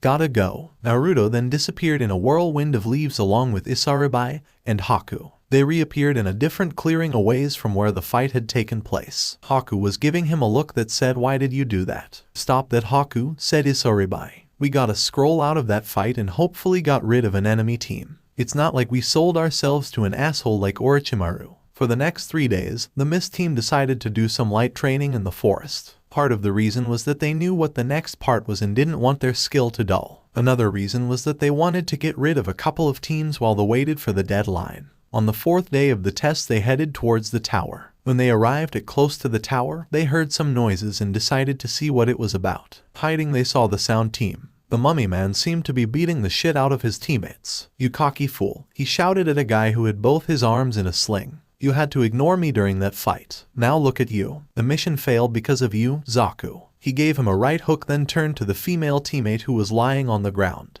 "And you kin, what good are you?" He kicked her in the stomach. "Hey, cut that out," shouted Isaribai as she jumped out of her hiding place. What kind of jerk kicks his own teammates when they are down? They are trash who failed in their mission. They have no real use. "So, they are not precious to you?" asked Haku as he appeared. "Normally, I avoid a fight as much as possible. But I will make an exception." "I'm with you there, Haku," said Naruto as he appeared behind the mummy. "I had to hold myself back a great deal. Consider yourself lucky, you got to live for a few extra moments." "No," said Isaribai. "I want this one." "Isaribai," said Naruto sternly, "heal the others. Don't waste your skills on trash like him." "Fine," she said as she went over to check up on the other two. "Well then," said Haku, "mind if I?" "Knock yourself out," replied Naruto as he took a few steps back. Demon Ice Mirrors. With that, 4 mirrors squared the mummy man into a tight situation. Haku then stepped into one on them and began his barrage. Dasu did his best to counter-attack, but it was no use. Haku was too fast and soon he was covered with Senbon. "Forgive me, Orochimaru." At this, Isaribai's eyes light up with anger. "What name did he say?" she asked Kin, who was now healed.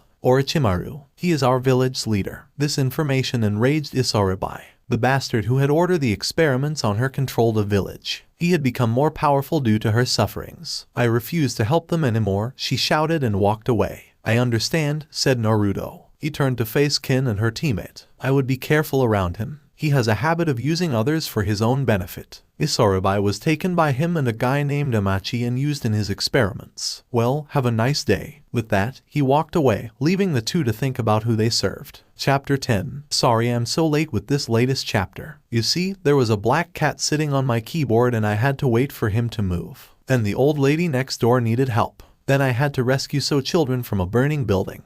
Why are you all staring at me like that? Well, before I begin today, I would like to comment on the latest Naruto episodes. So far, I am content. I wanted to see that new perverted jutsu Naruto created. It's so unfair. Also, with the fight with Kakashi, how can he last that long? When he fought Zabuza it only lasted maybe 20 minutes and now he's using the Sharingan for hours at a time and not fainting due to chakra exaction. What is with that? Now we are at the preliminary round. I hope you all enjoy the matchups I have selected. Also, Naruto will be talking about what makes someone a true genius. This is my personal belief when I heard this story of a man named Andrew Carnegie. He was born with nothing and his father brought him and his mother to America to get a better life. The Andrew worked hard on the railroads and eventually ended more money than his father.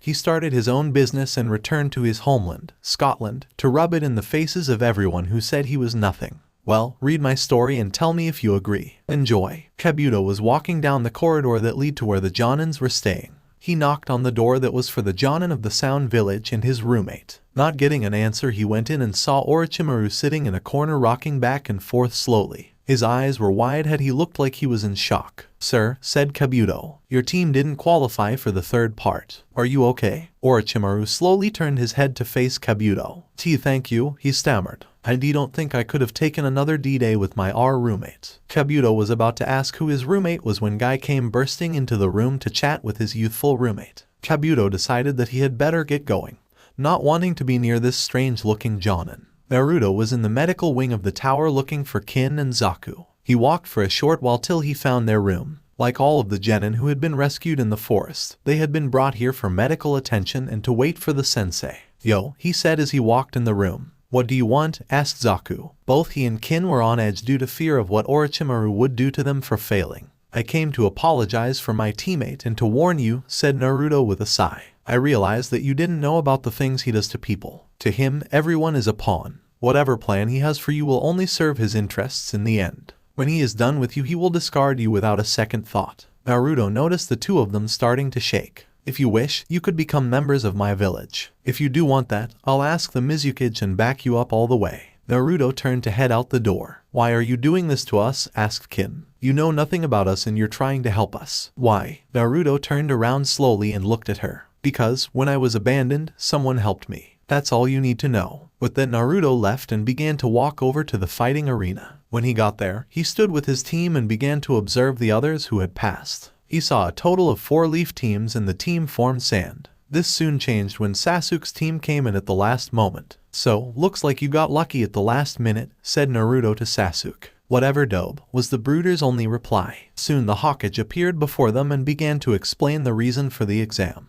The reason why it was an alternative to war and to show of the nation's shinobi. Soon Hayate Gecko appeared before them and said that there were too many of them so they would be having a one-on-one preliminary match. A screen on the wall soon decided the first fighters, Sasuke Uchiha and Yoroi Ikado. All of the other contestants went up to the balcony to watch the fight in safety. The fight looked one-sided for a while. The guy named Yoroi had some sort of ability that allowed him to drain his opponent's chakra. Sasuke managed to escape his grasp, however he was greatly weakened. Then, with a familiar smirk, Sasuke charged at his opponent and gave him a powerful kick that sent him flying. Sasuke then used the leaf shadow dance and followed it up with a series of kicks, the last one in his gut when he hit the floor. "Never seen an attack like that," said Isarabai, who was slightly impressed. "It was similar to a move of the strong fist style," replied Naruto. "Most likely he copied it from someone else and claimed it as his own. I just hope it wasn't from a member of his own village." Soon the scene was going over the names to decide who would be fighting next. While everyone waited, Naruto watched Sasuke walk over to his teammates who gave him worried looks. Something was off with this picture, but before he could think about it any further, the next names were called.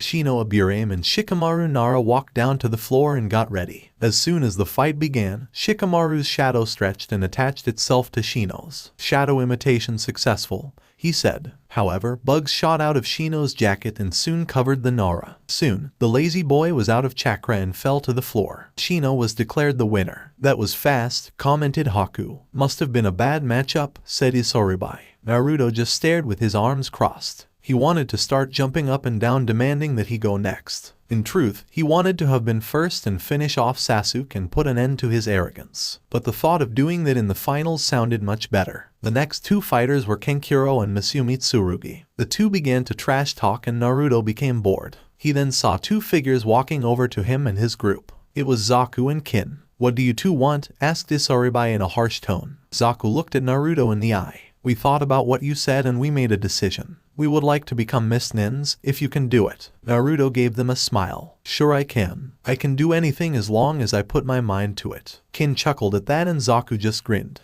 They then stopped and looked at Naruto's teammates. "Well, Naruto is a good judge of character so I have no problem with it," said Haku. "Trust will take time," was all Isaribai said. The five of them turned their attention back to the fight and noticed it was over. Kenkuro was wrapping up his puppet as the next two names came up. "Would Isaribai of the Mist Village and Sakura Haruno please come down?" said Hayate Gecko. Sakura looked a little scared but went down to show everyone that she had what it took to be Chunin. Isaribai simply walked down to the floor and took her stand. "I never thought I would be fighting you here one day," said Sakura. "I never thought you would live long enough to get this far. The last time I saw you, all you did was watch as one teammate died and the other got his ass kicked," said Isaribai. "You should just give up. You are not a shinobi. You are just a fangirl trying to impress a boy." "Didn't you do the same?" shouted Sakura. "Didn't you become a shinobi to get closer to Naruto?" "No," said Isaribai calmly. "At first, there was nothing between us other than friendship. I admired him for his strength, his dedication,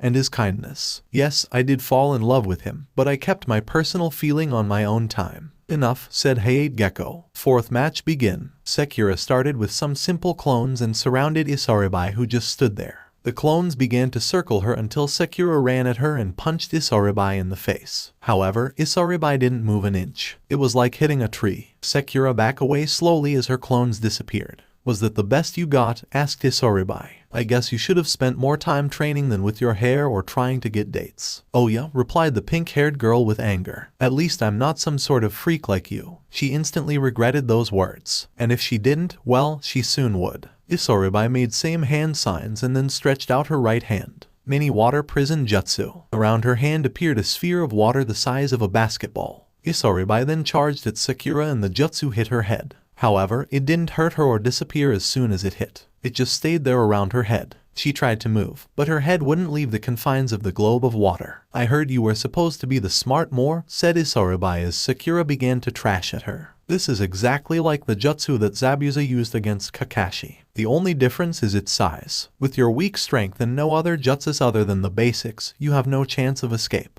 A few seconds later, Sakura's eyes rolled to the back of her head and Isaribai let go of the jutsu. She was declared the winner as medics came to save Sakura. She would live. "Was that necessary?" asked Haku as Isaribai rejoined her teammates. He understood why Isaribai got angry, but that just went too far. "Haku, don't bother," said Naruto. Isaribai did what she did and made a point. "Someone like that shouldn't be a shinobi. She probably only passed the exams of this village due to her high grades. Why her sensei thought she was ready, I'll never know. Probable so the Uchiha could advance," suggested Kin. The other nodded in agreement and Naruto became furious. He had seen senseis favor one student before, but at least they taught the other and the team a little. To teach nothing to a student and then send her to something like this was foolish and irresponsible. The next match was Temari versus Tenten. Tenten began her long-range attacks as soon as the fight began.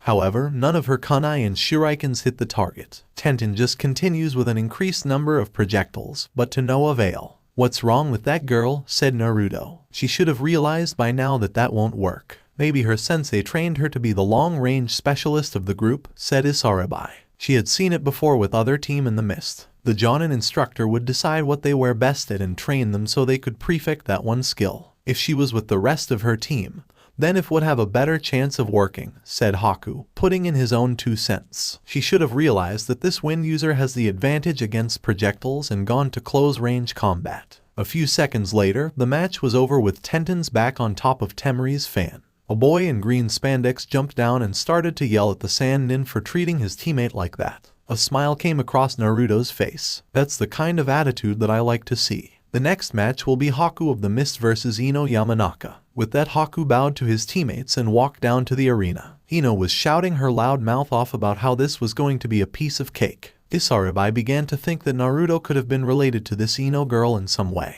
When Naruto wasn't on duty, he was very loud as well. Soon, the two fighters were facing each other. "I hope we can have a peaceful fight," said Haku, who ignored everyone's sweat drop. Fine, but don't think I'll go easy on you just because you are a girl, replied Ino. Before Haku could correct her, she lunged at him, trying to punch him in the gut. Haku easily dodged. How barbaric, he thought. Maybe I can take her out with my senbons. No need to show everyone what I am fully capable of if I don't have to. Soon his senbons were soaring at Ino and made contact. She soon felt paralyzed in her right leg. How did you do that? She asked. I have a great deal of knowledge of the human body. While my senbons aren't enough to kill you, they can hit pressure points in your body and the result is evident. Haku gave her a grin similar to Naruto's foxy one. While his eyes were closed, Ino quickly did some hand signs and shouted, Mind-Body Switch Jutsu. The jutsu hit Haku and Naruto just sighed. She doesn't know what she's in for. What do you mean? Asked Zaku. Haku has had a troubled past. You'll see what I mean soon.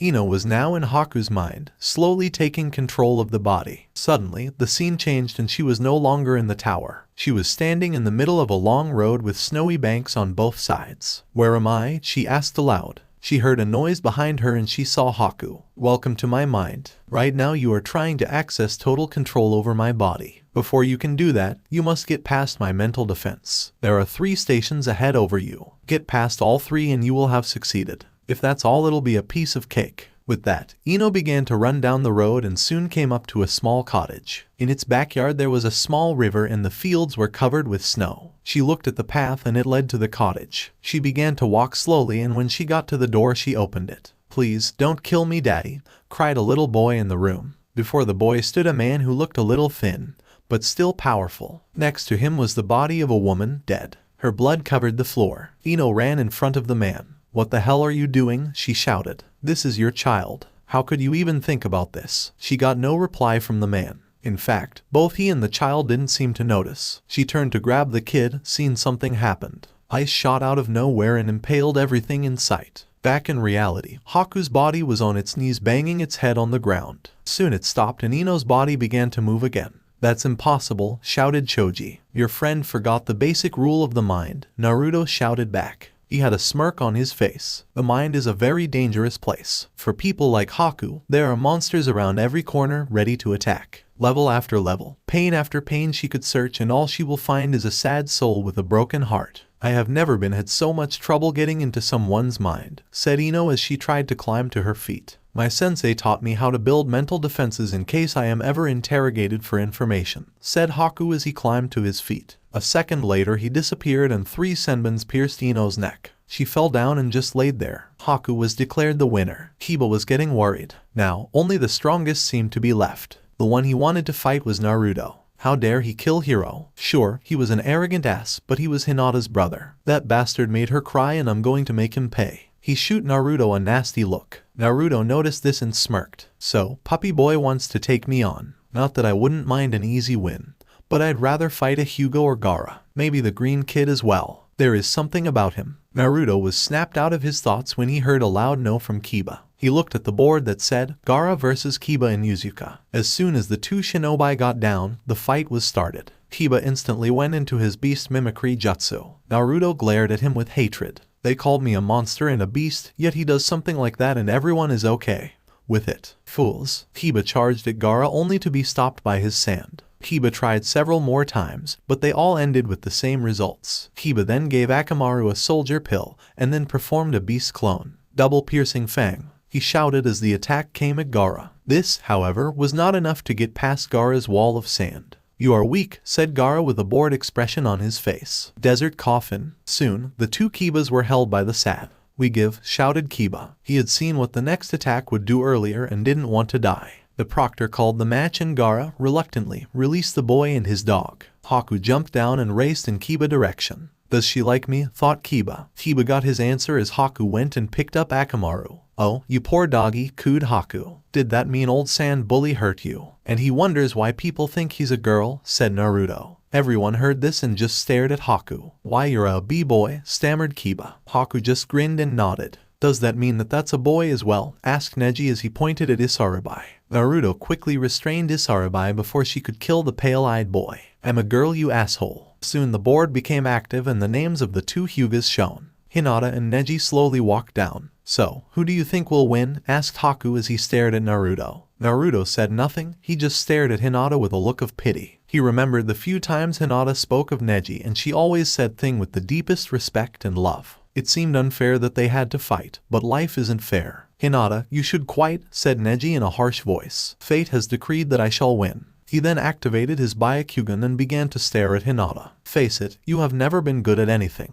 You are just a useless member from the main house. I know you have tried to change, but it is useless. One can never change themselves. Hinata was trembling all over. Everyone looked at her with pity and wondering why she wasn't defending herself. Hey, said Naruto suddenly. I get enough arrogance from the Uchiha over there. I don't need it from you. Hinata, he gave her a kind smile. Do your best and you'll do fine. Immediately, Hinata's fear was gone and she activated her own bloodline limit. I will prove to you that a person can change, said Hinata without stuttering. They charged at each other and began a series of palm thrusts that each dodged. What's that style? Asked Kin. That, replied Naruto, is the gentle fist of the Hyuga clan. Rather than breaking bones, it targets the body's organs and chakra system. It's very powerful and can only be done by a select few. Naruto grinned at that last part. Only the Hyuga, and he knew how the style worked. The battle was not looking good for Hinata. During Neji's thrusts, he had closed many of her chakra points without her noticing. Soon, she was struck in the gut and sent flying.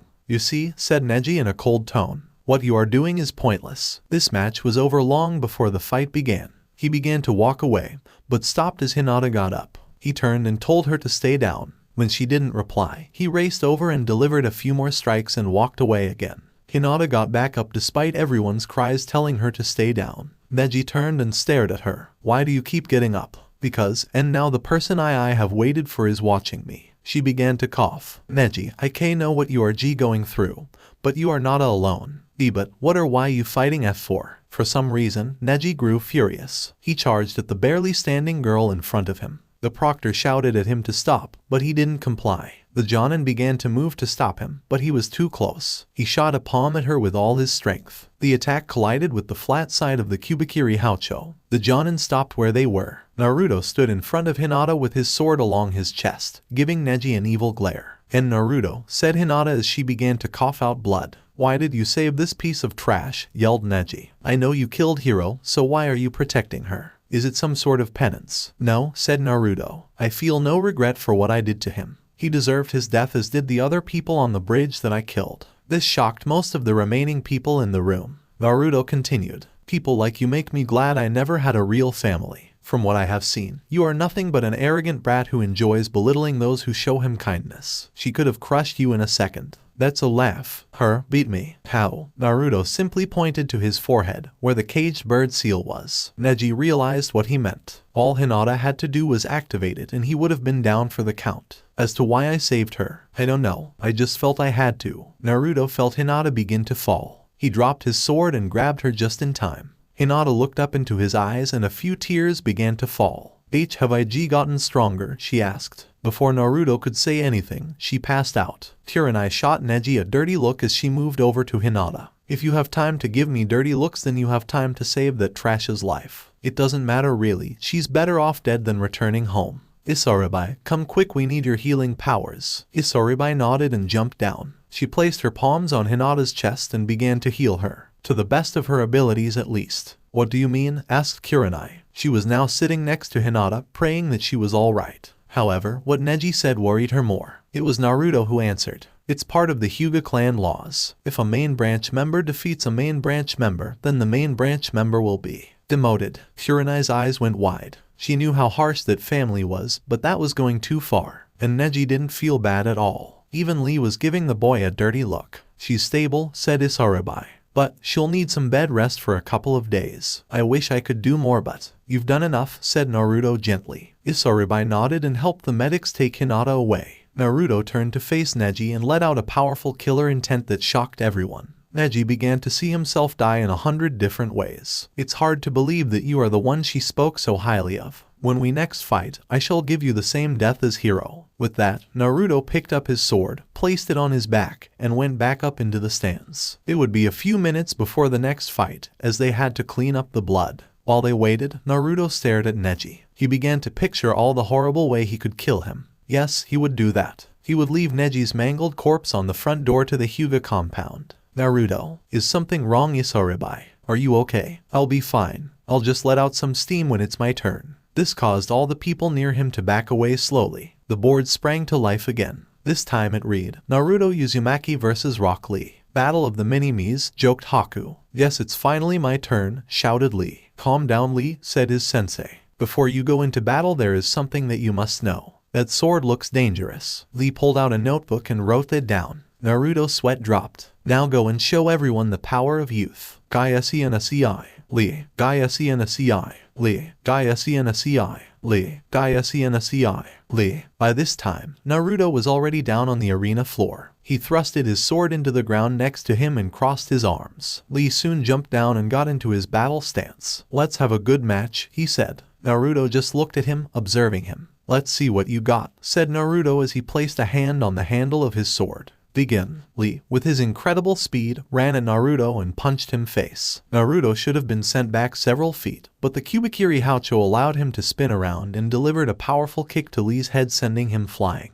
Lee landed on his feet and got back into his battle stance, ready to fight. Naruto, who had landed on his knees, got up and began to smile. Wow, that was better than I expected, he said as he began to laugh. I haven't been hit that hard in a long time. Too long for my tastes. I am happy I am able to meet your expectations. No, Lee, you surpassed them. With that, Naruto pulled out his sword from the ground and flung it into the wall. He then began to do some stretches. It's been a long time since I fought a genius. I will enjoy this. You have the wrong idea. I am not a genius, said Lee as he looked down at his feet. I don't have a bloodline limit or anything special. Naruto stopped stretching and gave the Hokage a dirty look. What is that old man teaching these kids? I guess I'll have to knock some sense into him. He turned to face Lee. Lee, I don't have a bloodline limit. However, my eyes are very special. They allow me to see the heart and soul of my opponent. Anyone can have this power. It's called the power of observation. My eyes tell me that you can't use ninjutsu or genjutsu. You have had a hard life, teased and discouraged by others for something you had no control over. You have worked hard to obtain what others that for granted.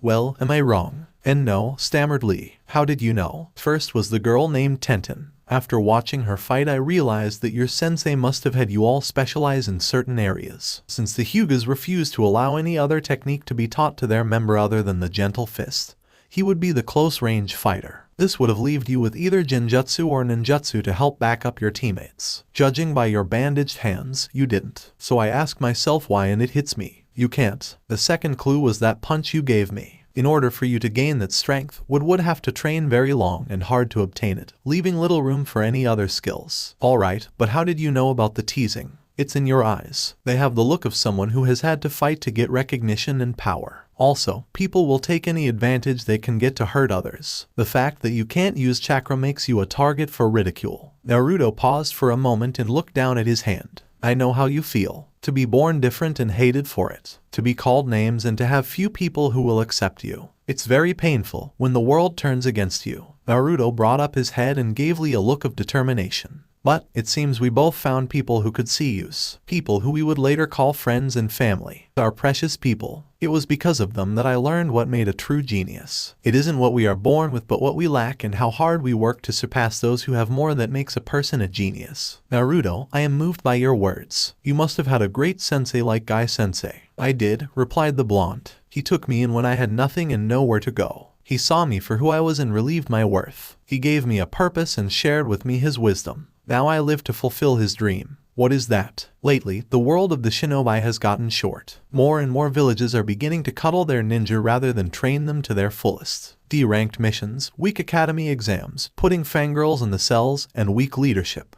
These are causing the world we live in to produce weaker shinobi. For example, the third of this village trained 3 of the most powerful shinobi ever. After that, what happened? Only 2 more came from this village that could eventually surpass them. One died in the Kyuubi attack and the other killed his family and became a missing nin. Zabuza sensei wanted to fix this problem and restore the name of the shinobi before it became a child's plaything. Only hard-working shinobi and those with the willpower to try to surpass the current elites may call themselves shinobi. I see, said Lee. I think I understand a bit. However, this is not the time for such talk. I agree, Lee. Let's give these people a fight to remember. With that, both fighters charged at each other and began a series of rapid punches. Sasuke, who couldn't activate his Sharingan, did his best to keep up with them. Kakashi pulled up his forehead protector and Kurenai didn't ever bother to try and keep up. Guy was the only one who didn't need anything to keep up with the blows. While the punches and kicks were flying, Naruto accessed a tiny fraction of the Kyuubi's chakra and placed 2 chakra bombs on Lee, one on his right leg and the other on his left arm. Nobody noticed this by Neji, who activated his bloodline limit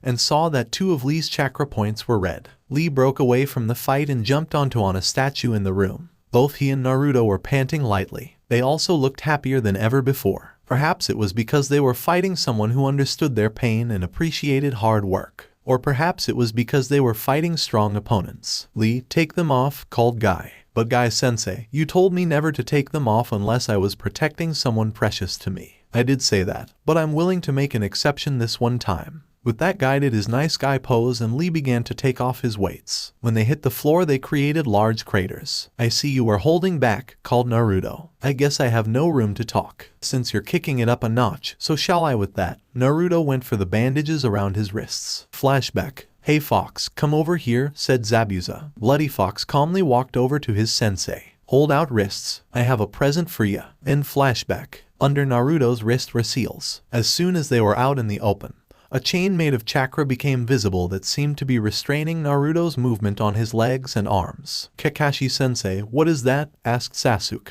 Those are chakra binders. They are an extra type of body restriction that uses one's own chakra as a force against them. In time, the user's chakra, speed, and strength are greatly increased. However, there is a downside. If wore for too long, the wearer could die from chakra depletion. You are correct, Kakashi, said Naruto. These things take up a large chunk of my chakra. If I was a normal shinobi, I would have died within 6 hours of wearing these. But, as it turns out, I'm not. Release. As soon as he said that, the chains broke and disappeared. Now where were we? Lee disappeared and reappeared in front of Naruto and delivered a powerful punch to his gut. Naruto was sent flying backwards and was caught by Lee, who was now behind him. Lee threw him forwards and then reappeared in front of him and kicked him into the air, preparing to do the primary lotus. Soon, Lee's bandages were around Naruto's body and Lee began to spin them towards the ground. Primary lotus. Crash. When the smoke cleared, everyone saw Naruto head in the floor and Lee swaying away from the body. Hey was about to call the match when Naruto pulled his head out of the ground. His face was covered with blood, but other than that he looked fine. He wiped the blood away with his arm warmer. Impossible, shouted Guy.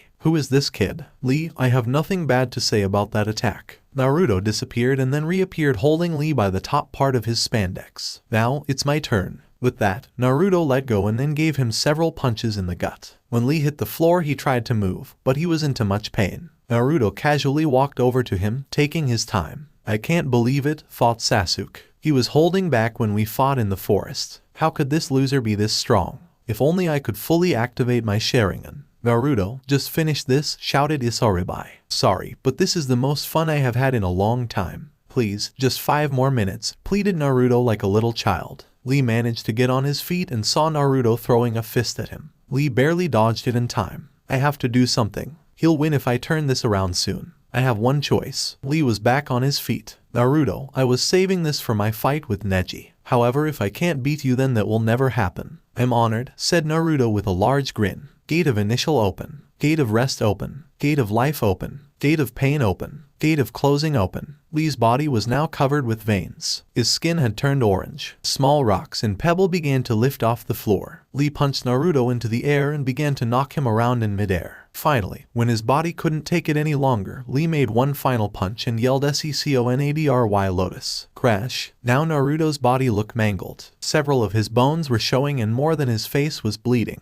Lee was on his hands and knees sweating and panting. Hey was once again about to call the match when the red chakra began to fill the crater like water fills a bowl of water. It then began to bubble. Cut it out, Kyuubi, came a voice from the bubbling chakra. Every time I need a complete body recovery, you do this. There was a pause. No, I am not being ungrateful. You're being a showboat. With that, Naruto stepped out of the red chakra and looked completely recovered. His clothes were a mess, but that didn't matter. How? Asked Lee. Remember when I said that I knew what it was like to be hated and despised for something I couldn't control? Well, the great and powerful fourth couldn't kill the Kyuubi. Instead, he sealed him inside me. Everyone stared at Naruto. The Hokage sighed. Only Naruto was allowed to tell people about this secret. It appeared he didn't care who knew. Naruto raised his hand next to his face and got ready to snap his fingers. Lee, I will give you a choice. You can give up or we can continue. It's your choice. I will never give up. Not until I prove I can become a great shinobi without ninjutsu or genjutsu. I see. If it makes you feel any better, you have proven it to me. I'm sorry, Lee. With that, Naruto snapped his fingers. The red chakra in Lee's arm and leg exploded, ripping his flesh and muscles and damaging his bones. Naruto began to walk over to where he threw his sword. He grabbed it and placed it on his back. When he turned around, he saw Guy in front of Lee. I will not allow you to kill my student, he said with a look of determination. I have no further desire to continue, said Naruto. I was only able to place 2 chakra bombs on Lee, so there is no need to worry. It is sad that he didn't choose to give up. I would have enjoyed another spare with him. However, he made his choice and now he must live with the consequences. Naruto raised an eyebrow as he saw Lee stand up while unconscious. Guy turned around and was shocked at what he saw. It's alright, Lee, he said with tears running down his face. You can stop now. No, said Naruto softly. He's lucky to have found you. If I had met someone like you before I left ... it's too late for that. With that, Naruto walked back up to his team. The final match was Sai versus Choji. The battle was short, very short. Sai used his ink clone to surround Choji and beat the shit out of him. Once that was over, the winner stood before the Hokage, who told them that the final matches would be held in 1 month. They would have that time to prepare and train. After that was said, they drew number from a box to decide the order of the fights. They went as follows: Naruto versus Neji, Sasuke versus Sai, Kankuro versus Shino, Isaribai versus Temari, Gaara versus Haku. Thank you for joining us on this incredible journey through what if Naruto was neglected at the age of 6 from the village. I hope you found it as intriguing and thought-provoking as we did. A big shout out to DarthValgaav for crafting such a compelling story. Don't forget to check out their profile on AO3 for more amazing works. The link is in the description below. If you liked this video, please give it a thumbs up, share it with your friends, and don't forget to subscribe to Fanfic Fantasy for more fascinating explorations into the world of fanfiction and fantasy. Your support helps us create more content like this, and we're always excited to hear your thoughts and suggestions in the comments section. See you guys in the next video.